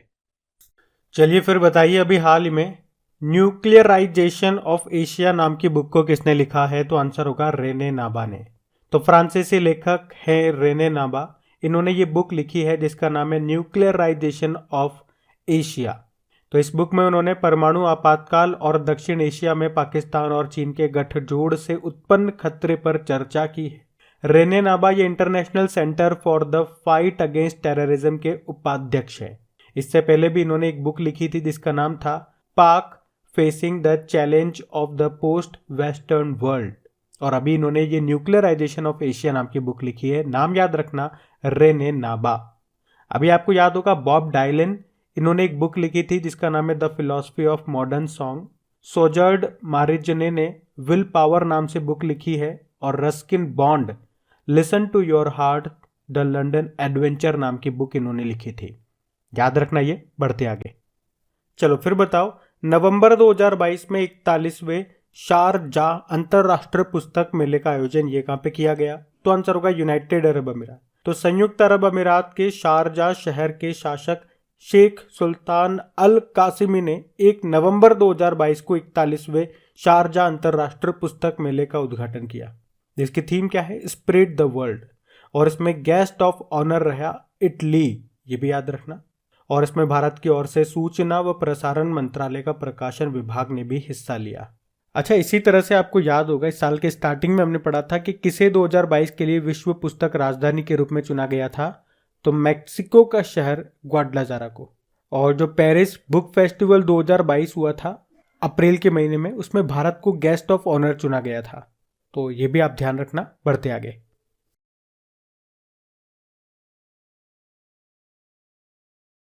बताओ, अभी हाल ही में विश्व शाकाहारी दिवस, इसे इंग्लिश में बोलेंगे world vegan day. Vegan day बोलना ज्यादा सही रहेगा, मैं बताऊंगा क्यों। ये हमने मनाया कब? 1 नवंबर को। तो हर साल इसे 1 नवंबर को मनाते हैं वर्ल्ड वेगन डे के रूप में। अब मैंने ऐसे क्यों बोला, इसको शाकाहारी बोलने की जगह वेगन बोलना ज्यादा पर्याप्त रहेगा, ठीक रहेगा, क्योंकि एक वर्ल्ड वेजिटेरियन डे होता है, वो हम 1 अक्टूबर को मनाते हैं, और ये है वर्ल्ड वेगन डे। दोनों में इतना सा अंतर है, जो वेजिटेरियन कहलाते हैं वो लोग मीट वगैरह, मांस मच्छी ये नहीं खाते हैं, लेकिन वो काऊ से बने जो प्रोडक्ट्स होते हैं, दूध हो गया, दही हो गया, घी हो गया, पनीर हो गया, बटर हो गया, ये सब खाते हैं। वेगन में वो लोग आते हैं जो एनिमल से मिली हुई किसी भी चीज को नहीं खाते। बात मीट मांस की नहीं है, बात दूध की भी है, बात दही की भी है, ये भी तो जानवरों से ही मिल रहा है, तो वो इसको भी नहीं खाते। तो वीगन उनको कहा जाता है, वेगन। तो इसलिए मैंने कहा थोड़ा सा फर्क है दोनों में। तो वर्ल्ड वेजिटेरियन डे वो 1 अक्टूबर को होता है, ये वर्ल्ड वेगन डे है जो 1 नवंबर को होता है। वैसे मैं आपको बता दूं 1 नवंबर इसलिए भी इंपॉर्टेंट है क्योंकि इस दिन सबसे ज्यादा राज्यों का स्थापना दिवस भी होता है, जैसे कि मध्य प्रदेश हो गया, छत्तीसगढ़ हो गया, हरियाणा पंजाब हो गया, तमिलनाडु, केरल, कर्नाटक, आंध्र प्रदेश, इन सब का स्थापना दिवस 1 नवंबर को होता है। तो ये भी आप ध्यान रखना। बढ़ते आगे। चलो फिर बताओ, केंद्रीय सतर्कता आयोग यानी कि चीफ विजिलेंस कमीशन, ये 31 अक्टूबर से लेके 6 नवंबर तक इसने सतर्कता जागरूकता सप्ताह के रूप में मनाया। इसकी थीम आपसे पूछ रहे हैं, तो आंसर होगा corruption free India for a developed nation. तो केंद्रीय सतर्कता आयोग ये हर साल उस सप्ताह के दौरान सतर्कता जागरूकता सप्ताह के रूप में मनाता है, जिसमें 31 अक्टूबर यानी भारत के पहले गृह मंत्री सरदार वल्लभ भाई पटेल जी की जयंती आती है। तो 2022 में इसे 31 अक्टूबर से लेकर 6 नवंबर तक मनाया गया, किसे? सतर्कता जागरूकता सप्ताह को। और आपको बता दूं, केंद्रीय सतर्कता आयोग इसे सरकारी भ्रष्टाचार को दूर करने के लिए बनाया गया था 1964 में। वर्तमान में हमारे केंद्रीय सतर्कता आयुक्त चीफ विजिलेंस कमिश्नर कौन है? तो आंसर होगा सुरेश एन पटेल। ये नया अपॉइंटमेंट है, याद रखना। पहले केंद्रीय सतर्कता आयुक्त कौन थे, ये भी तो प्रश्न बन सकता है। तो आंसर होगा एन श्रीनिवास राव, याद रखना ये। बढ़ते आगे। चलो फिर बताओ, जल सप्ताह इंडिया वाटर वीक 2022 का आयोजन ये कब किया गया? तो आंसर होगा 1 से लेकर 5 नवंबर। तो जल सप्ताह इंडिया वाटर वीक 2022 की शुरुआत की हमारी राष्ट्रपति द्रौपदी मुर्मू ने। कब से कब तक इसका आयोजन हुआ? 1 नवंबर से लेकर 5 नवंबर तक। और इसकी शुरुआत कहाँ से की गई? ग्रेटर नोएडा यूपी से। इसकी थीम है सतत विकास और समानता। बाकी द्रौपदी मुर्मू आप जानते ही हो, पहली आदिवासी और दूसरी महिला प्रेसिडेंट है हमारी। ये उड़ीसा से बिलोंग करती है। वैसे झारखंड की ये गवर्नर रह चुकी है। और इस बार प्रेसिडेंट बनने के लिए इन्होंने किनको हराया था? यशवंत सिन्हा को हराया था। और जल से आपको याद आएगा जल जीवन मिशन 2019 में लॉन्च हुआ था, जिसका उद्देश्य है 2024 तक हर घर नल कनेक्शन देना। वर्ल्ड वाटर डे हम 22 मार्च को मनाते हैं। जल शक्ति मंत्री हमारे गजेंद्र सिंह शेखावत है। और बताओ देश का पहला हर घर जल प्रमाणित जिला कौन सा बना था? मध्य प्रदेश का बुरहानपुर। पहला राज्य गोवा बना था। फिर बताइए ऑपरेशन बाइसन ये कब चलाया गया था? तो इसका उत्तर होगा 1948 में। तो पहले तो आपको ये बता दूं कि अभी जम्मू कश्मीर में द्रास के पास जोजिला युद्ध स्मारक पर जोजिला दिवस मनाया गया। इसका आयोजन लद्दाख के प्रवेश द्वार जोजिला दर्रे पर वर्ष 1948 में ऑपरेशन बाइसन के दौरान भारतीय सैनिकों के साहस और कार्रवाई का जश्न मनाने के लिए किया जाता है। एक्चुअली इस लड़ाई को ऐतिहासिक माना जाता है क्योंकि इतनी ऊंचाई पर पहली बार टैंकों का इस्तेमाल हुआ था। जोजिला दिवस ये भारतीय सेना की बहादुरी की अदम्य भावना और नेवर से टू डाई का प्रतीक है। एक्चुअली में हुआ क्या था, 1947 में भारत पाकिस्तान युद्ध के दौरान आक्रमणकारियों ने जोजिला पर कब्जा कर लिया था। इसके बाद 1948 में ऑपरेशन बाइसन चला करके भारतीय सेना ने जोजिला पर फिर से कब्जा स्थापित किया था। जोजिला दर्रे की बात करेंगे तो ये लद्दाख के कारगिल जिले में एक उच्च पर्वतीय दर्रा है। दर्रा मतलब माउंटेन पास। और ये किस किस को जोड़ता है? ये लेह को श्रीनगर से जोड़ता है। इसे बर्फीले तूफान के दर्रे के रूप में भी जाना जाता है। तो जोजिला दिवस कब मनाया? याद रखना 1 नवंबर को। अच्छा, कुछ प्रमुख दर्रे जो आपके कई बार एग्जाम में रिपीट होते हैं, पहले मैं आपसे पूछूंगा फिर बाद में उत्तर दूंगा। आप बताना पहले। रोहतांग दर्रा ये कहां पर है? एक शिपकिला दर्रा, एक बताओ नाथुला दर्रा, एक बताओ लिपुलेख दर्रा, और एक बॉमडिला दर्रा, ये भी बताओ। बाकी जैसे आपने यहाँ पे पढ़ा ऑपरेशन बाइसन, इसी तरह से एक ऑपरेशन गंगा अभी आपने लेटेस्ट पढ़ा होगा। यूक्रेन में फंसे हुए भारतीयों को वापस भारत लाने के लिए चलाया गया था। और अफगानिस्तान में फंसे हुए भारतीयों को वापस लाने के लिए कौन सा ऑपरेशन चलाया था? ऑपरेशन देवी शक्ति। ऑपरेशन विजय भी आपने सुना होगा, इसे चलाया गया था 1961 में, गोवा को पुर्तगालियों से आज़ाद करने के लिए। और एक ऑपरेशन विजय एक और है जो कि 1999 में चलाया गया था, कारगिल युद्ध में कारगिल से घुसपैठियों को बाहर भगाने के लिए। ऑपरेशन ब्लू स्टार की बात करें तो 1984 में चलाया गया था, पंजाब के अमृतसर के स्वर्ण मंदिर से सिख अलगाववादियों को हटाने के लिए। और ऑपरेशन मेघदूत कब चलाया गया था? 1984 में, सियाचिन ग्लेशियर पर नियंत्रण पाने के लिए। और एक ऑपरेशन पोलो है, उसे चलाया था 1948 में, हैदराबाद को भारत में मिलाने के लिए। और हैदराबाद किस नदी के किनारे स्थित है? मूसी नदी के किनारे। अब कुछ दर्रे मैंने आपसे पूछे थे, उनके उत्तर आपने दिए होंगे कमेंट बॉक्स में। एक बार मिलान करते हैं। तो रोहतांग दर्रा ये आपको मिलेगा हिमाचल प्रदेश में, शिपकिला दर्रा ये भी हिमाचल प्रदेश में है और सतलुज नदी भारत में इसी से प्रवेश करती है। नाथुला दर्रा ये आपको मिलेगा सिक्किम में। एक लिपुलेख दर्रा आपसे पूछा था जो उत्तराखंड में है, और बॉमडिला दर्रा अरुणाचल प्रदेश में है। तो ये इंपॉर्टेंट प्रश्न है सारे, कई बार एग्जाम में यहीं से डायरेक्ट प्रश्न उठ के आते हैं, स्टैटिक प्रश्न। और स्टैटिक से याद आया, अगर आप में से कोई इस वीडियो को वेरी फर्स्ट टाइम देख रहे हैं तो आपको बता दूं, डेली आपकी जो क्रेक एग्जाम एप्लीकेशन है वहाँ पे आपकी daily current affairs, weekly quiz तो अपलोड होती है, उनकी पीडीएफ तो आपको मिलती है। साथ में हमने 2 तरह की नई सीरीज स्टार्ट की है, जिसमें मॉर्निंग में आपको डेली 10 स्टैटिक क्वेश्चंस का क्विज भी मिलेगा। और वो स्टैटिक क्वेश्चंस कौन से हैं? जो भी टॉपिक आपके करंट अफेयर्स में चल रहे हैं वहीं से स्टैटिक प्रश्न निकाल करके वहां पे पूछ लिए जाते हैं। क्योंकि आपको पता है आजकल का पैटर्न क्या है, एग्जामिनर ये चेक करने की कोशिश करता है कि आपने करंट अफेयर्स को कितना ध्यानपूर्वक या कितना डीप में जाकर के पढ़ा है, वो वहीं से स्टैटिक प्रश्न निकालेगा। जैसे कि आपने देखा होगा अभी गन्ने से संबंधित कोई प्रश्न आपने पढ़ा कि उत्तर प्रदेश सरकार ने गन्ना किसानों के लिए एक योजना शुरू की, या इस तरह से कुछ भी, तो वो आपसे पूछ लेगा कि भैया बताओ गन्ना अनुसंधान संस्थान कहाँ पर है, इसका हेडक्वार्टर कहाँ पर है। तो प्रश्न तो स्टैटिक ही है, लेकिन उसने यही वाला प्रश्न क्यों पूछा, कोई और संस्थान क्यों नहीं पूछ लिया? क्योंकि यह भी न्यूज में था। तो इसी तरह के प्रश्न ये आपकी उस क्विज में आपको मिलेंगे। और शाम के वक्त अगर आपके एग्जाम में साइंस आती है तो साइंस के टॉप 10 क्वेश्चंस का क्विज भी आपको मिलेगा। और इसमें वो सभी प्रश्न होंगे जो आप होंगे, जो आपके किसी न किसी गवर्नमेंट एग्जाम में पूछे गए हैं, क्योंकि बार बार यही तो प्रश्न रिपीट होते हैं। तो अगर आप वो क्विज लगाते हो तो आपके आधे क्वेश्चन तो ऐसे ही क्लियर हो जाएंगे।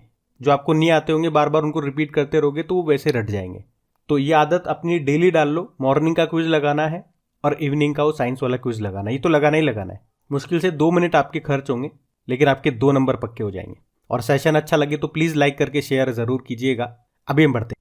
तो ये प्रश्न आपका इंपॉर्टेंट है, और क्यों इंपॉर्टेंट है आगे आपको पता लगेगा। प्रश्न क्या है पहले देखिए कि अभी हाल ही में पहला अंतरराष्ट्रीय बायोस्फीयर दिवस ये कब मनाया गया। तो आंसर होगा 3 नवंबर को, क्योंकि हम इसे 2022 में पहली बार मना रहे हैं, इसलिए ये प्रश्न इंपॉर्टेंट हो जाता है। तो बायोस्फीयर रिजर्व जो होते हैं यहाँ पे प्राकृतिक रूप से वन्य जीवों को और पेड़ पौधों को संरक्षित किया जाता है। और एक्चुअली में यही दिन क्यों चुना, क्योंकि ये दिन मैन एंड द बायोस्फीयर कार्यक्रम की 50वीं वर्षगांठ के 2 साल के उत्सव के अंत को भी चिन्हित कर रहा है। इसलिए अब मैंने क्या बोला, मेन एंड द बायोस्फीयर कार्यक्रम। तो ये जो कार्यक्रम है ये कब शुरू किया गया था, 1971 में, ये याद रखना। ये यूनेस्को का सबसे पुराना अंतर सरकारी वैज्ञानिक कार्यक्रम है। अब कुछ इंपॉर्टेंट फैक्ट्स मैं आपको बता रहा हूं। अगर आपसे पूछे कि भारत में वर्तमान में कितने बायोस्फीयर रिजर्व हैं, तो 18 है। भारत में रेलवे जोन भी तो 18 है। अच्छा, पहला बायोस्फीयर रिजर्व ये भारत का कौन सा है, तो नीलगिरी बायोस्फीयर रिजर्व। और 18वें नंबर का कौन सा है, पन्ना बायोस्फीयर रिजर्व, जो आपको मध्य प्रदेश में मिलेगा। 2 प्रश्न और पूछे जा सकते हैं। भारत का सबसे बड़ा बायोस्फीयर रिजर्व कौन सा है, गुजरात की खाड़ी है। और सबसे छोटा कौन सा है, डिब्रू शेखोवा बायोस्फीयर रिजर्व, जो आपको मिलेगा असम में। अगर पूरी दुनिया में हम बात करते हैं तो किस देश में सबसे ज्यादा बायोस्फीयर रिजर्व है, स्पेन में वर्तमान में 53 है। अच्छा, इसके अलावा मैं आपको बता दूं कि वो कौन कौन से देश है जहां पे एक भी बायोस्फीयर रिजर्व नहीं है। बांग्लादेश, भूटान और नेपाल, यहाँ पे कोई भी बायोस्फीयर रिजर्व नहीं है। अच्छा, अब हम यहाँ पे क्या करेंगे, हम पूरे साल में उन डेज को रिवाइज करने वाले हैं जो हमने पहली बार मनाए। जैसे कि आपको याद है, राष्ट्रीय डॉल्फिन दिवस हमने पहली बार मनाया कब, 5 अक्टूबर को, याद रखना। इस्लामोफोबिया डे आपने मनाया था 15 मार्च को। मैत्री दिवस भारत और बांग्लादेश इन दोनों के बीच में होगा मैत्री दिवस 6 दिसंबर को, क्योंकि एग्जामिनर जरूरी नहीं है मैत्री दिवस आपसे पूछ भी सकता है भारत किस देश के साथ मनाएगा, तो बांग्लादेश के साथ। एक महामारी की तैयारी का अंतर्राष्ट्रीय दिवस याद रखो, ये 27 दिसंबर को मनाएंगे। नेशनल स्टार्टअप डे आपने पहली बार मनाया 16 जनवरी को। पराक्रम दिवस ये 23 जनवरी को मनाना हमने शुरू किया, सुभाष चंद्र बोस जी की जयंती को। वहीं वीर बाल दिवस पहली बार मनाएंगे 26 दिसंबर को। एक विभाजन विभीषिका स्मृति दिवस आपने मनाया 14 अगस्त को। जनजातीय गौरव दिवस हमने मनाना शुरू किया 15 नवंबर को। भाला फेंक दिवस आपने मनाया 7 अगस्त को। वैसे 2022 में तो ये हमने दूसरी बार मनाया, लेकिन नया ही है ये। और अगर आपसे पूछे उज्ज्वला दिवस, ये मनाएंगे हम 1 मई से, ये भी याद रखना। बढ़ते हैं आगे। चलो बताओ, अभी हाल में विश्व सुनामी जागरूकता दिवस, वर्ल्ड सुनामी अवेयरनेस डे कब मनाया गया, तो आंसर होगा 5 नवंबर को। तो हर साल विश्व सुनामी जागरूकता दिवस ये 5 नवंबर को मनाते हैं। तो सुनामी के बारे में जागरूकता बढ़ाने के लिए इसको मनाया जाता है। इस दिन सभी को सुनामी से होने वाले खतरों और उससे बचाव के बारे में बताया जाता है। पहली बार इस दिन को हमने 2016 में मनाया था। अच्छा, अगर मैं आपसे पूछूं कि एक राष्ट्रीय समुद्र दिवस भी होता है, वो कब मनाते हैं, 5 अप्रैल को। और विश्व समुद्र दिवस, वर्ल्ड मैरीटाइम डे, वो सितंबर के लास्ट थर्सडे को होता है। तो इस बार हमने 29 सितंबर को मनाया। और अगर मैं आपसे पूछूं कि अंतरराष्ट्रीय समुद्री संगठन इंटरनेशनल मेटेरोलॉजिकल ऑर्गेनाइजेशन का हेडक्वार्टर कहाँ पर है, लंदन यूके में है।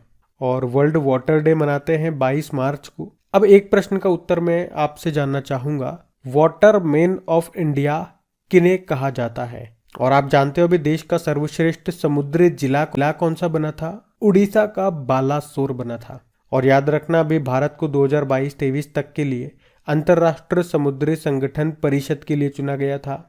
और अगर आपसे पूछा जाए, क्योंकि ये प्रश्न कई बार पूछा जाता है कि एस आकृति का महासागर कौन सा है, तो अटलांटिक महासागर है।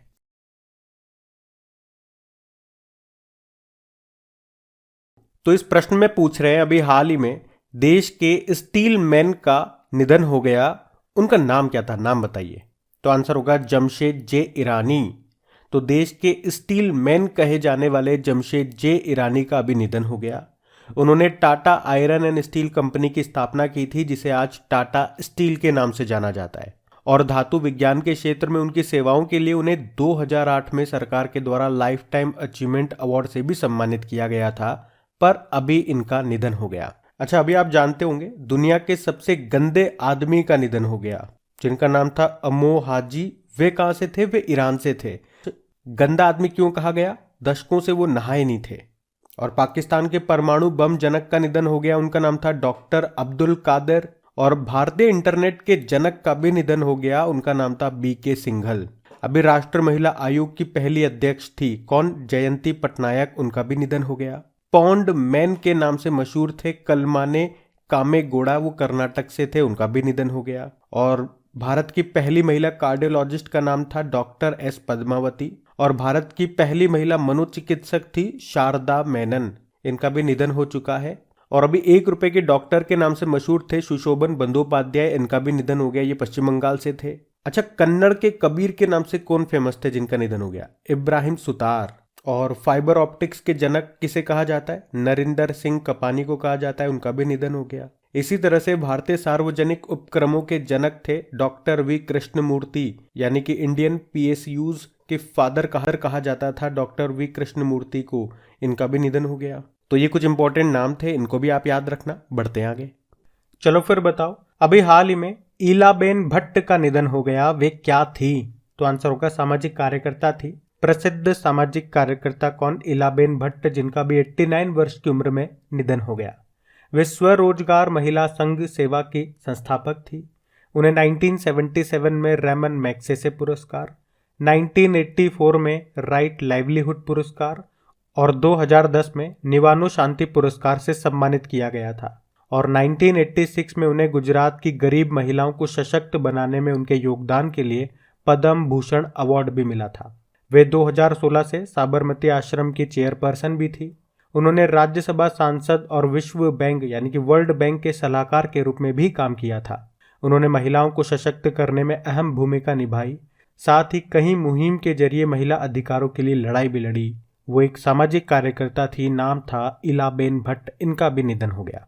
और निधन की बात है तो अभी कुछ लेटेस्ट नाम आपको याद दिलाऊं, जैसे कि अभी देश के स्टील मैन के नाम से मशहूर थे जमशेद जे ईरानी, इनका भी निधन हो गया। और उनके पहले अभी दुनिया के सबसे गंदे आदमी कहे जाने वाले अमो हाजी का भी निधन हो गया, वे ईरान से थे। पाकिस्तान के परमाणु बम जनक डॉक्टर अब्दुल कादिर का निधन हो गया। बीके सिंघल का निधन हो गया, वो क्या थे? भारतीय इंटरनेट के जनक कहे जाते थे वो। और नेशनल कमीशन फॉर वुमेन, राष्ट्रीय महिला आयोग की पहली अध्यक्ष का निधन हो गया, उनका नाम था जयंती पटनायक।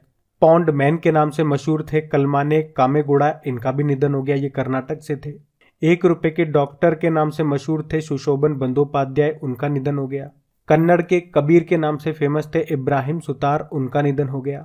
और भारतीय सार्वजनिक उपक्रमों के जनक, इंडियन पीएसयूज के पब्लिक सेक्टर यूनिट्स के फादर कहे जाते थे डॉक्टर वी कृष्णमूर्ति, उनका निधन हो गया। तो ये कुछ लेटेस्ट नाम अभी न्यूज में थे, ऑब्ituary सेक्शन में हमने पढ़े, निधन हो गए, याद रखना इनको भी। बढ़ते आगे। फिर बताइए, अभी नवंबर 2022 में भारत के पहले मतदाता श्याम सरन नेगी का निधन हो गया, वे किस राज्य से थे? तो आंसर होगा हिमाचल प्रदेश। तो भारत के पहले मतदाता श्याम सरन नेगी का भी निधन हो गया, वे हिमाचल प्रदेश के किन्नौर के रहने वाले थे। उनकी उम्र कितनी थी? अभी 106 वर्ष की उम्र थी उनकी। तो 1952 के आम चुनाव में प्रथम मतदाता माने जाने वाले नेगी का जन्म 1 जुलाई 1917 में हुआ था। कहाँ पे? हिमाचल प्रदेश में, लेकिन अभी इनका निधन हो गया। अच्छा, चीफ इलेक्शन कमीशन की बात करते हैं। स्थापना होती है इसकी 25 जनवरी 1950 को, इसीलिए तो आप 25 जनवरी को नेशनल वोटर्स डे मनाते हो। चलो कमेंट बॉक्स में लिख के बताओ, 25 जनवरी को एक और दिन मनाते हो आप, कौन सा दिन है वो? वैसे वर्तमान में हमारे चीफ इलेक्शन कमिश्नर कौन है? राजीव कुमार है। और कौन से नंबर के हैं? 25वें नंबर के हैं। पहले कौन थे? पहले मुख्य चुनाव आयुक्त पूछ रहा हूं, तो आंसर होगा सुकुमार सेन। और पहली महिला मुख्य चुनाव आयुक्त कौन रही? वीएस रमा देवी। अच्छा, निधन से आपको याद आएगा, अभी स्टील मैन ऑफ इंडिया के नाम से मशहूर थे जमशेद जे ईरानी, उनका निधन हो गया। दुनिया के सबसे गंदे आदमी कहे जाने वाले अमो हाजी का निधन हो गया, वे ईरान से थे। भारतीय इंटरनेट के जनक का निधन हो गया, उनका नाम था बीके सिंघल।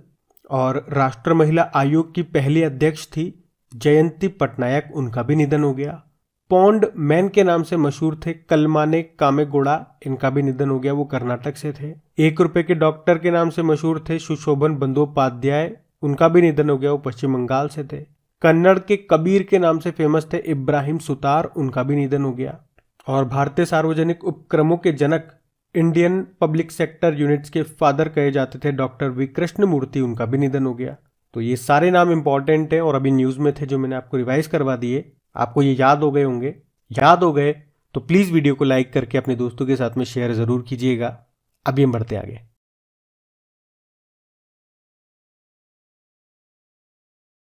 चलो फिर बताओ, अभी लक्ष्मी भंडार योजना का संबंध किस राज्य से है ये आपको बताना है। तो आंसर होगा पश्चिम बंगाल से। तो पश्चिम बंगाल की है ये लक्ष्मी भंडार योजना।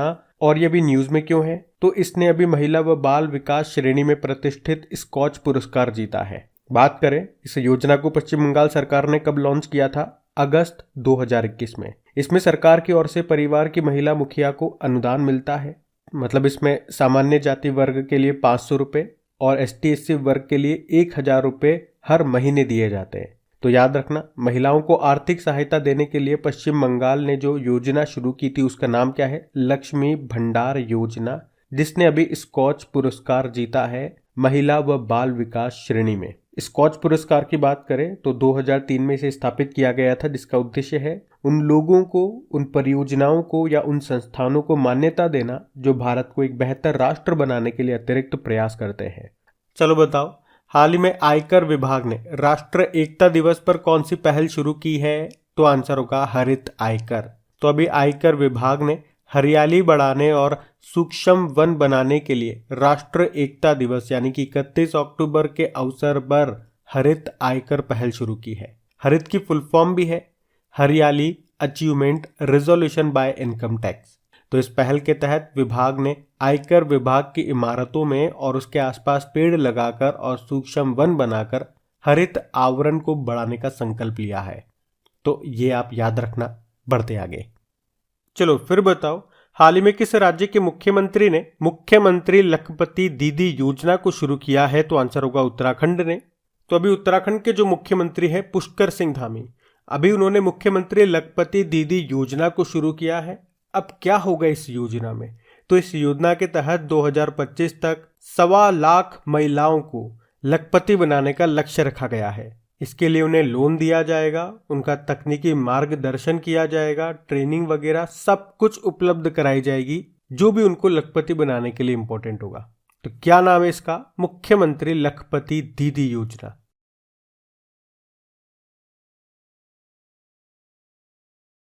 फिर बताओ, अभी हाल ही में किस उपन्यासकार को 2022 के एजुथाचन पुरस्कार देने के लिए चुना गया। तो आंसर होगा ए सेतु माधवन। तो प्रसिद्ध मलयालम उपन्यासकार और लघु कथाकार हैं ये ए सेतु माधवन, जिन्हें लोकप्रिय रूप से सेतु के नाम से भी जाना जाता है। उनको अभी केरल सरकार का जो सर्वोच्च साहित्यिक पुरस्कार है एजुथाचन पुरस्कार, उसके लिए चुना गया है। तो मलयालम भाषा और साहित्य में उनके बहुमूल्य योगदान के लिए उन्हें इस पुरस्कार के लिए चुना गया है।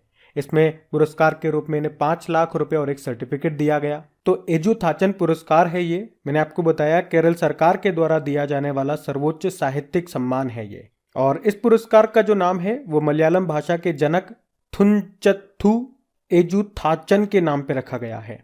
पहली बार इसे 1993 में दिया गया था और पहली बार किसे मिला था, सूरनाद कुंचन पिल्ले को मिला था। अब एक प्रश्न मैं आपसे पूछूंगा कि 2022 का जो साहित्य का, लिटरेचर का नोबेल पुरस्कार है वो किसे मिला था। और अगर आपने हमारा नोबेल प्राइज का ट्रिकी वीडियो देखा होगा तो आप में से कोई भी एनीवन इस आंसर का उत्तर दे सकता है। उत्तर दो फटाफट। और वो ट्रिकी वीडियो आप में से किसी ने नहीं देखा, अभी भी कोई बच रहा हो, भूला बिसरा, तो वो वीडियो देख लेना, तकलीफ दूर हो जाएगी आपकी याद करने की। बाकी हम प्रोफेसर वजाहत हुसैन की बात करें तो अभी दूसरा शेख जायद अंतर्राष्ट्रीय पुरस्कार जीता इन्होंने। ये जो शेहान करुणा तिली का नाम है ये मोस्ट इंपॉर्टेंट है क्योंकि बुकर पुरस्कार 2022 जीता है इन्होंने इनके novel the 7 moon of Maali Almeida के लिए। और प्रोफेसर बारबरा मेटकॉफ की बात करेंगे तो सर सैयद उत्कृष्टता पुरस्कार 2022 जीता इन्होंने। याद रखना ये सारे नाम। बढ़ते आगे। तो देखो इस प्रश्न में आपसे क्या पूछ रहे हैं, अभी हाल ही में किस भारतीय को फ्रांसीसी सरकार के द्वारा शेवेलियर पुरस्कार से सम्मानित किया गया? तो आंसर होगा अरुणा साईराम को। तो कर्नाटक की गायिका, संगीतकार, मानवतावादी और वक्ता हैं ये अरुणा साईराम, जिनको अभी फ्रांस सरकार के सर्वोच्च सम्मान शेवेलियर पुरस्कार से सम्मानित किया गया। तो अरुणा साईराम को इस पुरस्कार के लिए न केवल उनके गायन कौशल के लिए बल्कि भारत फ्रांस संबंधों के विकास में उनके योगदान के लिए भी चुना गया है। अरुणा साईराम की बात करें तो इन्हें कई तरह के प्रतिष्ठित सम्मान मिल चुके हैं, जैसे कि पद्म पुरस्कार मिल चुका है, संगीत कला निधि पुरस्कार मिल चुका है, तमिलनाडु सरकार का कलेमा मणि पुरस्कार, मध्य प्रदेश का कालिदास सम्मान पुरस्कार और भी कई तरह के, और वे संगीत नाटक अकादमी की उपाध्यक्ष भी रह चुकी हैं। तो नाम इनका इंपॉर्टेंट है, अरुणा साईराम। अच्छा, इसी तरह से अभी कुछ समय पहले आपने पढ़ा होगा फ्रांस सरकार ने 2 भारतीय और हैं जिनको ये अपना सर्वोच्च सम्मान जो है शेवेलियर ये दिया था। इसको पूरा बोलते हैं शेवेलियर ला लीजियन दी ऑनर। एक तो कांग्रेस के वरिष्ठ नेता थे शशि थरूर, उनको मिला था, और एक स्वाति पीरामल को भी मिला था। बाकी चारुदत्त मिश्रा का नाम भी आपने सुना होगा। व्हीटली गोल्ड अवार्ड मिला इन्हें हिम तेंदुए के संरक्षण के लिए। प्रोफेसर वजाहत हुसैन की बात करेंगे तो दूसरा शेख जायद अंतर्राष्ट्रीय पुरस्कार मिला इनको। और अशोक सूता ये हैप्पीएस्ट माइंड टेक्नोलॉजी के संस्थापक हैं। अभी CII गुणवत्ता रत्न पुरस्कार 2021 इनको मिला था। ये नाम भी याद रखना। बढ़ते आगे। अच्छा बताओ, हाल ही में ऑर्डर ऑफ ऑस्ट्रेलिया के जनरल डिवीजन में मानद सदस्य के रूप में किसे नियुक्त किया गया? तो आंसर होगा अमित दास गुप्ता को। तो अभी ऑस्ट्रेलिया की सरकार ने अमित दास गुप्ता को ऑस्ट्रेलिया भारत द्विपक्षीय संबंधों के लिए उनकी सेवा के लिए ऑर्डर ऑफ ऑस्ट्रेलिया के जनरल डिवीजन में मानद सदस्य के रूप में नियुक्त किया गया है। मानद सदस्य का मतलब हो गया उन्हें सम्मानित किया गया। अमित दास गुप्ता एक पूर्व भारतीय राजनयिक, लेखक और शिक्षक हैं। आप जानते हो केरल का सर्वोच्च फिल्म पुरस्कार कहा जाता है जैसी डैनियल को। यह भी मिला था मलयालम फिल्म निर्माता KP कुमारन को। और यूके संसद ने आयुर्वेद रत्न पुरस्कार से सम्मानित किया था किसे? तनुजा नेसारी को। भारतीय वास्तुकार हैं ये BV दोषी। उन्हें अभी रॉयल गोल्ड मेडल 2022 से सम्मानित किया गया था। अब आपको बताना है नवंबर 2022 को किस देश के पूर्व अमेरिकी सेनेटर एडवर्ड M कैनेडी को मरणोपरांत प्रतिष्ठित फ्रेंड्स ऑफ लिबरेशन वॉर सम्मान से सम्मानित किया गया? तो आंसर होगा बांग्लादेश।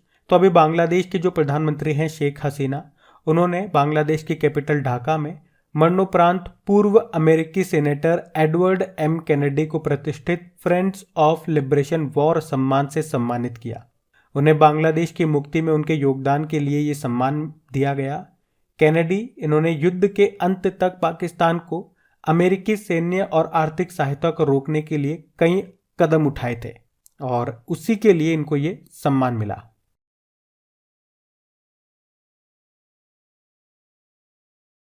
अच्छा, अब बताइए हाल ही में जारी 2020-21 परफॉर्मिंग ग्रेड इंडेक्स में कौन सा राज्य टॉप पे रहा? तो आंसर होगा केरल। तो ये है 2020-21 परफॉर्मिंग ग्रेड इंडेक्स, जो जिला स्तर पर स्कूली शिक्षा का आकलन करता है, और इसमें टॉप पर है केरल, सेकंड पे महाराष्ट्र है और थर्ड पे पंजाब है। अच्छा, इस इंडेक्स को जारी कौन करता है? शिक्षा मंत्रालय के द्वारा। शिक्षा मंत्री हमारे धर्मेंद्र प्रधान हैं। बाकी इस इंडेक्स में बात करें तो 7वें स्थान पे कौन रहा? अरुणाचल प्रदेश, जो कि सबसे कम प्रदर्शन करने वाले राज्यों के रूप में उभरा है। फिर बताइए हाल ही में जारी विश्व की सबसे सस्ती विनिर्माण लागत वाले देशों की सूची में सबसे ऊपर कौन सा देश है? तो आंसर होगा भारत है। तो अभी हाल ही में एक रिपोर्ट के अनुसार भारत को चाइना और वियतनाम से बहुत आगे सबसे सस्ती विनिर्माण लागत वाले देशों के रूप में स्थान दिया गया है। अच्छा, इस रिपोर्ट को किसने जारी किया? तो US मीडिया कंपनी के द्वारा 85 देशों के बीच किए गए सर्वेक्षण के आधार पर इस रिपोर्ट को बनाया गया है।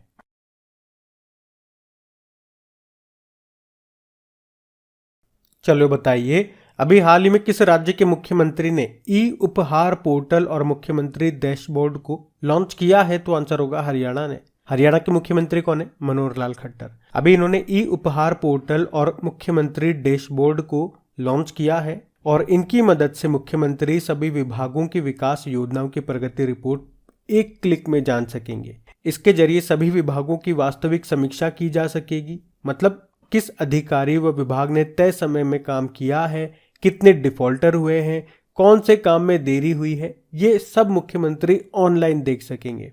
और इस पोर्टल की मदद से मुख्यमंत्री को जो भी कीमती उपहार मिले हैं उन्हें नीलाम किया जा सकेगा और इस नीलामी में कोई भी ऊंची बोली लगा करके उनको खरीद सकता है। और नीलामी से जो भी राशि आएगी, जो भी पैसा आएगा, उसे मुख्यमंत्री राहत कोष में जमा किया जाएगा और उसे जन कल्याण कार्यों पर खर्च किया जाएगा। ये इसका उद्देश्य है। चलिए बताइए, अभी हाल ही में UIDAI ने किस नाम से एक चैटबॉट लॉन्च किया? तो आंसर होगा आधार मित्र। अब UIDAI की फुल फॉर्म आपको याद होनी चाहिए, unique identification authority of India. तो अभी इसने यूजर्स के बेहतर अनुभव के लिए आधार मित्र नाम से एक चैटबॉट लॉन्च किया है। इसमें आधार नामांकन की जांच, अपडेट स्थिति और नामांकन केंद्र स्थान की जानकारी जैसी सुविधाएं हैं। अभी आपको याद होगा इसी साल UIDAI ने आधार फेस ID नाम से एक मोबाइल एप्लीकेशन को भी लॉन्च किया था। इसकी स्थापना हुई थी सन 2009 में। नई दिल्ली में हेडक्वार्टर है और CEO इसके सौरभ गर्ग हैं। याद रखना। बढ़ते आगे।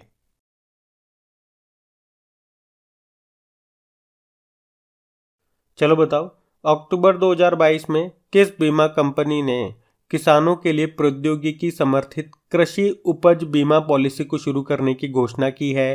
तो आंसर होगा HDFC एर्गो। तो अभी HDFC एर्गो ने किसानों के लिए सैटेलाइट इंडेक्स आधारित कृषि उपज बीमा पॉलिसी को लॉन्च किया है।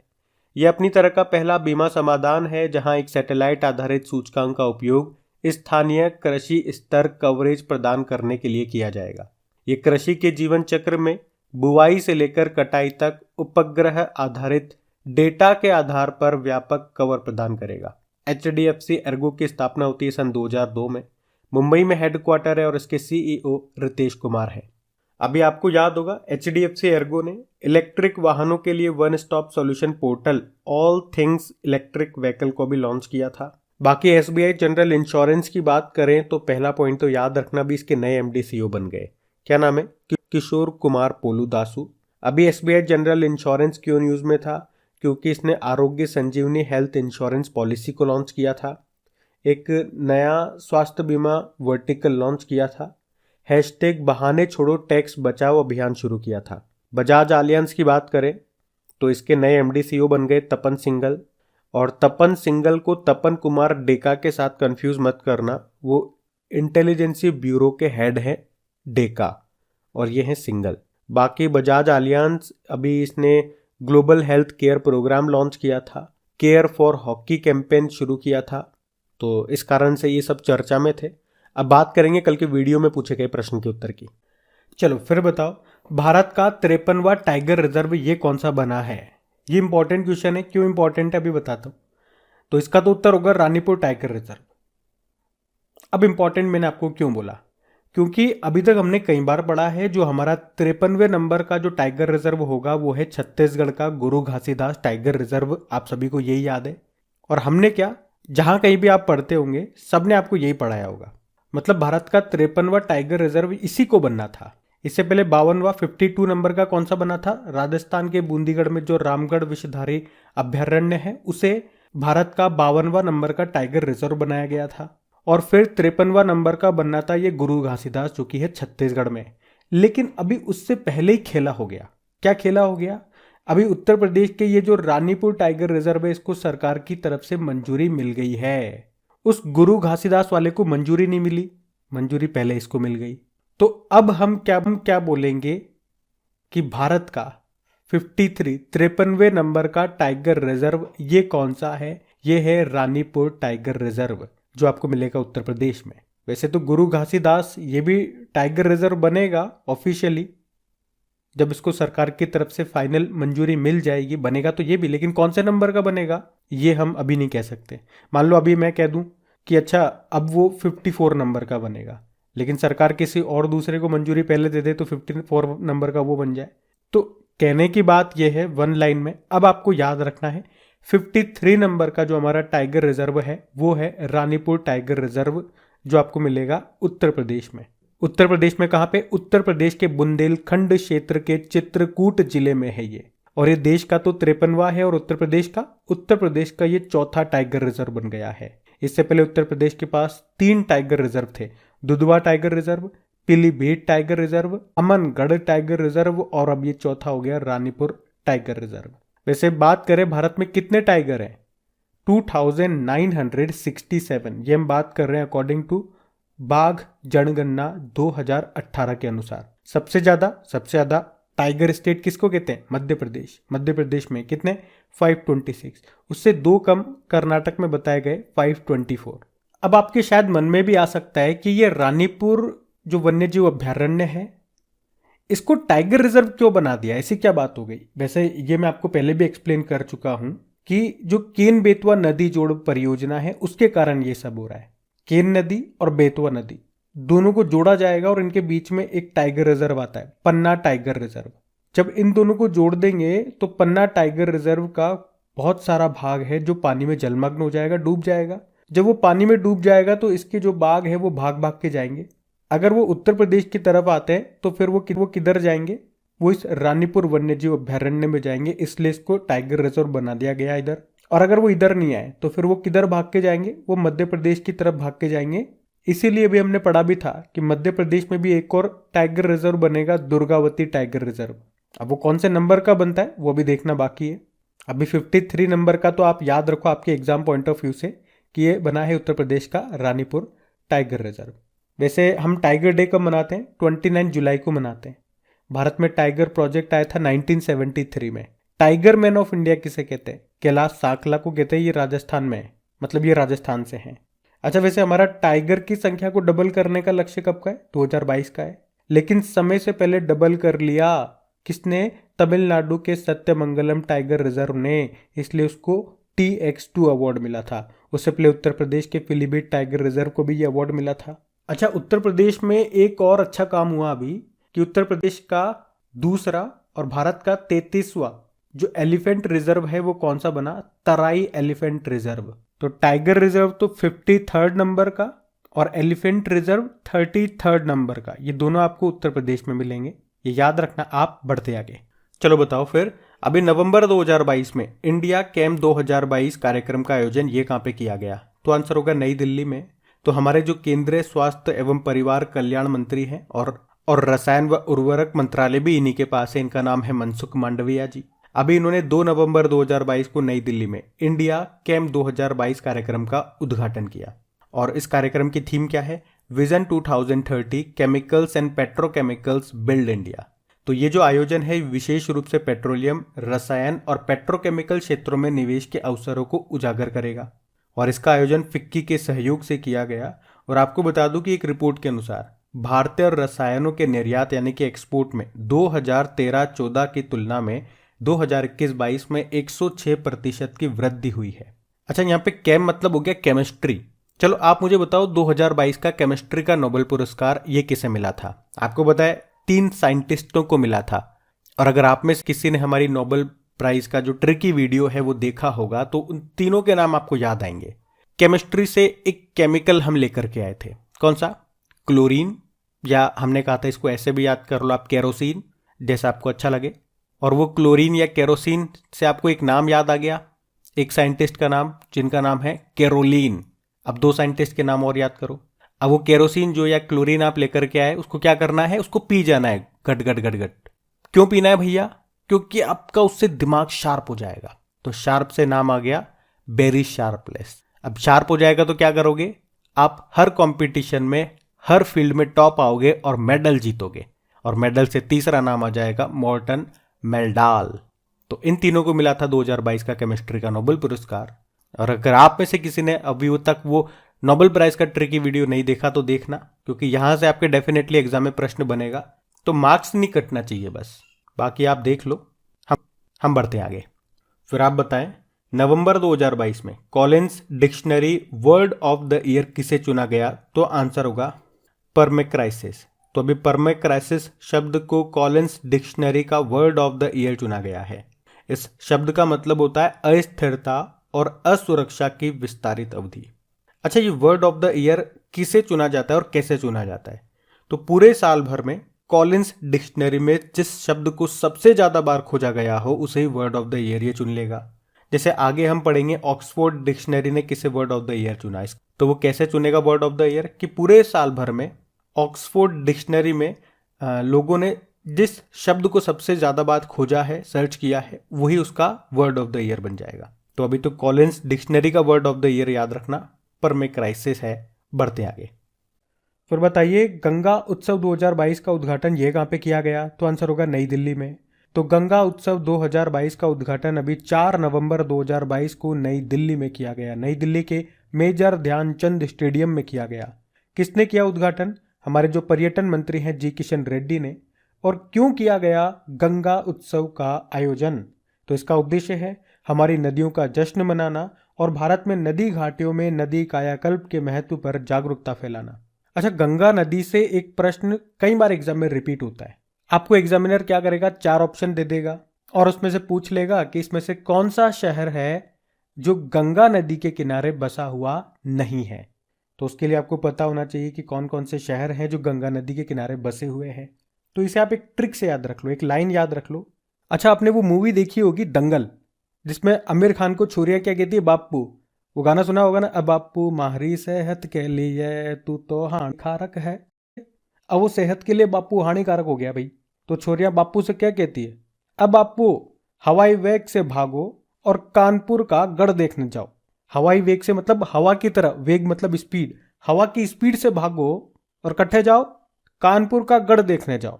तो यही आपकी ट्रिक है कि बाप्पू हवाई वेग से भागो और कानपुर का गढ़ देखने जाओ। तो ब से बन जाएगा बक्सर, प से बन जाएगा पटना, ह से बन जाएगा हरिद्वार, वा से बन जाएगा वाराणसी, ई से इलाहाबाद जिसे आप प्रयागराज कहते हो, वेग से बन जाएगा बेगूसराय, भागो से भागलपुर और कानपुर का गढ़ देखने जाओ। कहाँ जाओ? कानपुर का गढ़ देखने। तो कान से कानपुर बन जाएगा, गढ़ से गढ़ मुक्तेश्वर बन जाएगा। तो ये वो सभी शहर हैं जो कि गंगा नदी के किनारे स्थित हैं। अगर आपको ये याद है तो अब एग्जामिनर आपसे पूछ ले 4 ऑप्शन 5 ऑप्शन देकर के बताओ इसमें से गंगा के किनारे कौन सा स्थित नहीं है शहर, तो आप बता दोगे।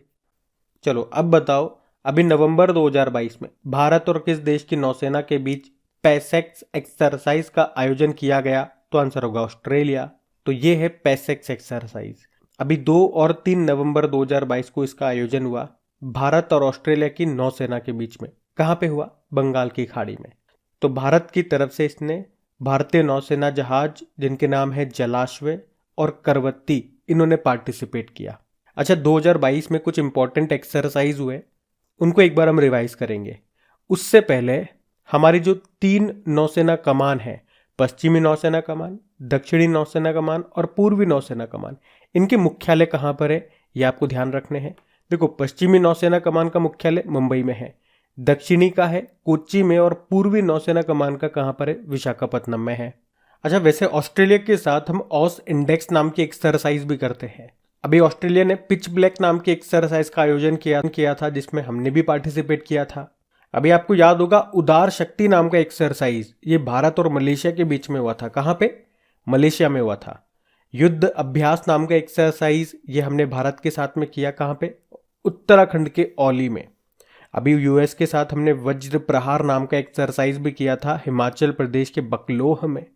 और हिमाचल प्रदेश के बकलोह में खंजर नाम का एक्सरसाइज भी किया था हमने किर्गिस्तान के साथ में। अभी आपको याद है अल नजाह नाम का एक्सरसाइज हमने किया था ओमान के साथ में, राजस्थान में। अभी ओमान के साथ हमने अल नगाह नाम का और नसीम अल बहर नाम का एक्सरसाइज भी किया था। अभी वियतनाम के साथ हमने विनबैक्स नाम का एक्सरसाइज भी किया। सिंगापुर के साथ हमने सिम्बैक्स नाम का एक्सरसाइज भी किया अभी विशाखापत्तनम में। बांग्लादेश के साथ हमने संप्रीति नाम का एक्सरसाइज किया था। अभी आपको याद होगा भारत ने तंजानिया और मोजाम्बिक साथ में पहला त्रिपक्षीय नौसेना अभ्यास IMT ट्राइलेंट, इसका भी आयोजन किया था। कहाँ पे? तंजानिया में। अभी वरुण नाम का एक्सरसाइज हमने फ्रांस के साथ में किया था। गरुड़ नाम का एक्सरसाइज भी हमने किया है फ्रांस के साथ में। अभी डस्टलिक नाम का एक्सरसाइज किया था किसके साथ? उज्बेकिस्तान के साथ में। तो ये सारे पॉइंट्स आप याद रखना। बढ़ते आगे। फिर आपको बताना है कि 17वें प्रवासी भारतीय दिवस सम्मेलन में किस देश के राष्ट्रपति मुख्य अतिथि होंगे? आंसर होगा गुयाना। देखो, ये तो हम लोगों ने पढ़ा था कि अगले साल 2023 में जो प्रवासी भारतीय दिवस का जो आयोजन होगा वो कहाँ पे होगा? मध्य प्रदेश के इंदौर में होगा। इसका कौन सा संस्करण है? 17वां संस्करण है। तो अब आपको याद रखना है इसमें मुख्य अतिथि चीफ गेस्ट कौन होंगे?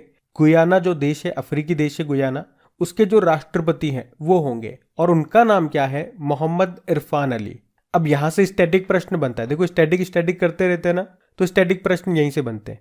अब ये गुयाना का नाम न्यूज में आ गया और उसके राष्ट्रपति यहाँ पे आ रहे हैं।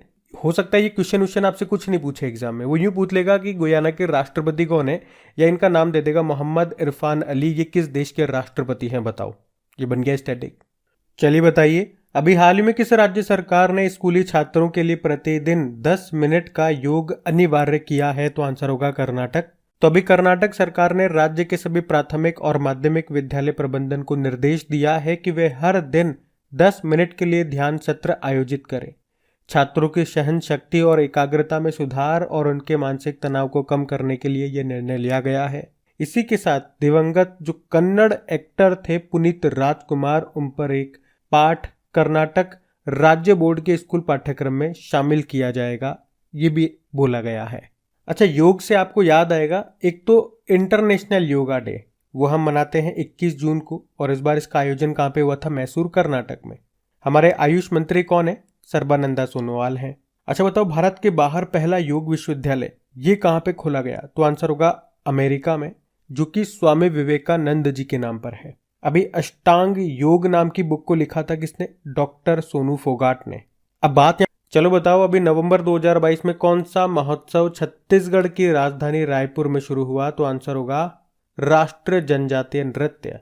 तो अभी 1 नवंबर को छत्तीसगढ़ की कैपिटल रायपुर में राष्ट्रीय जनजातीय नृत्य महोत्सव ये शुरू हुआ। ये 3 दिनों तक चला और 10 देशों के 1500 विदेशी कलाकारों ने और भारत के आदिवासी कलाकारों ने इसमें पार्टिसिपेट किया।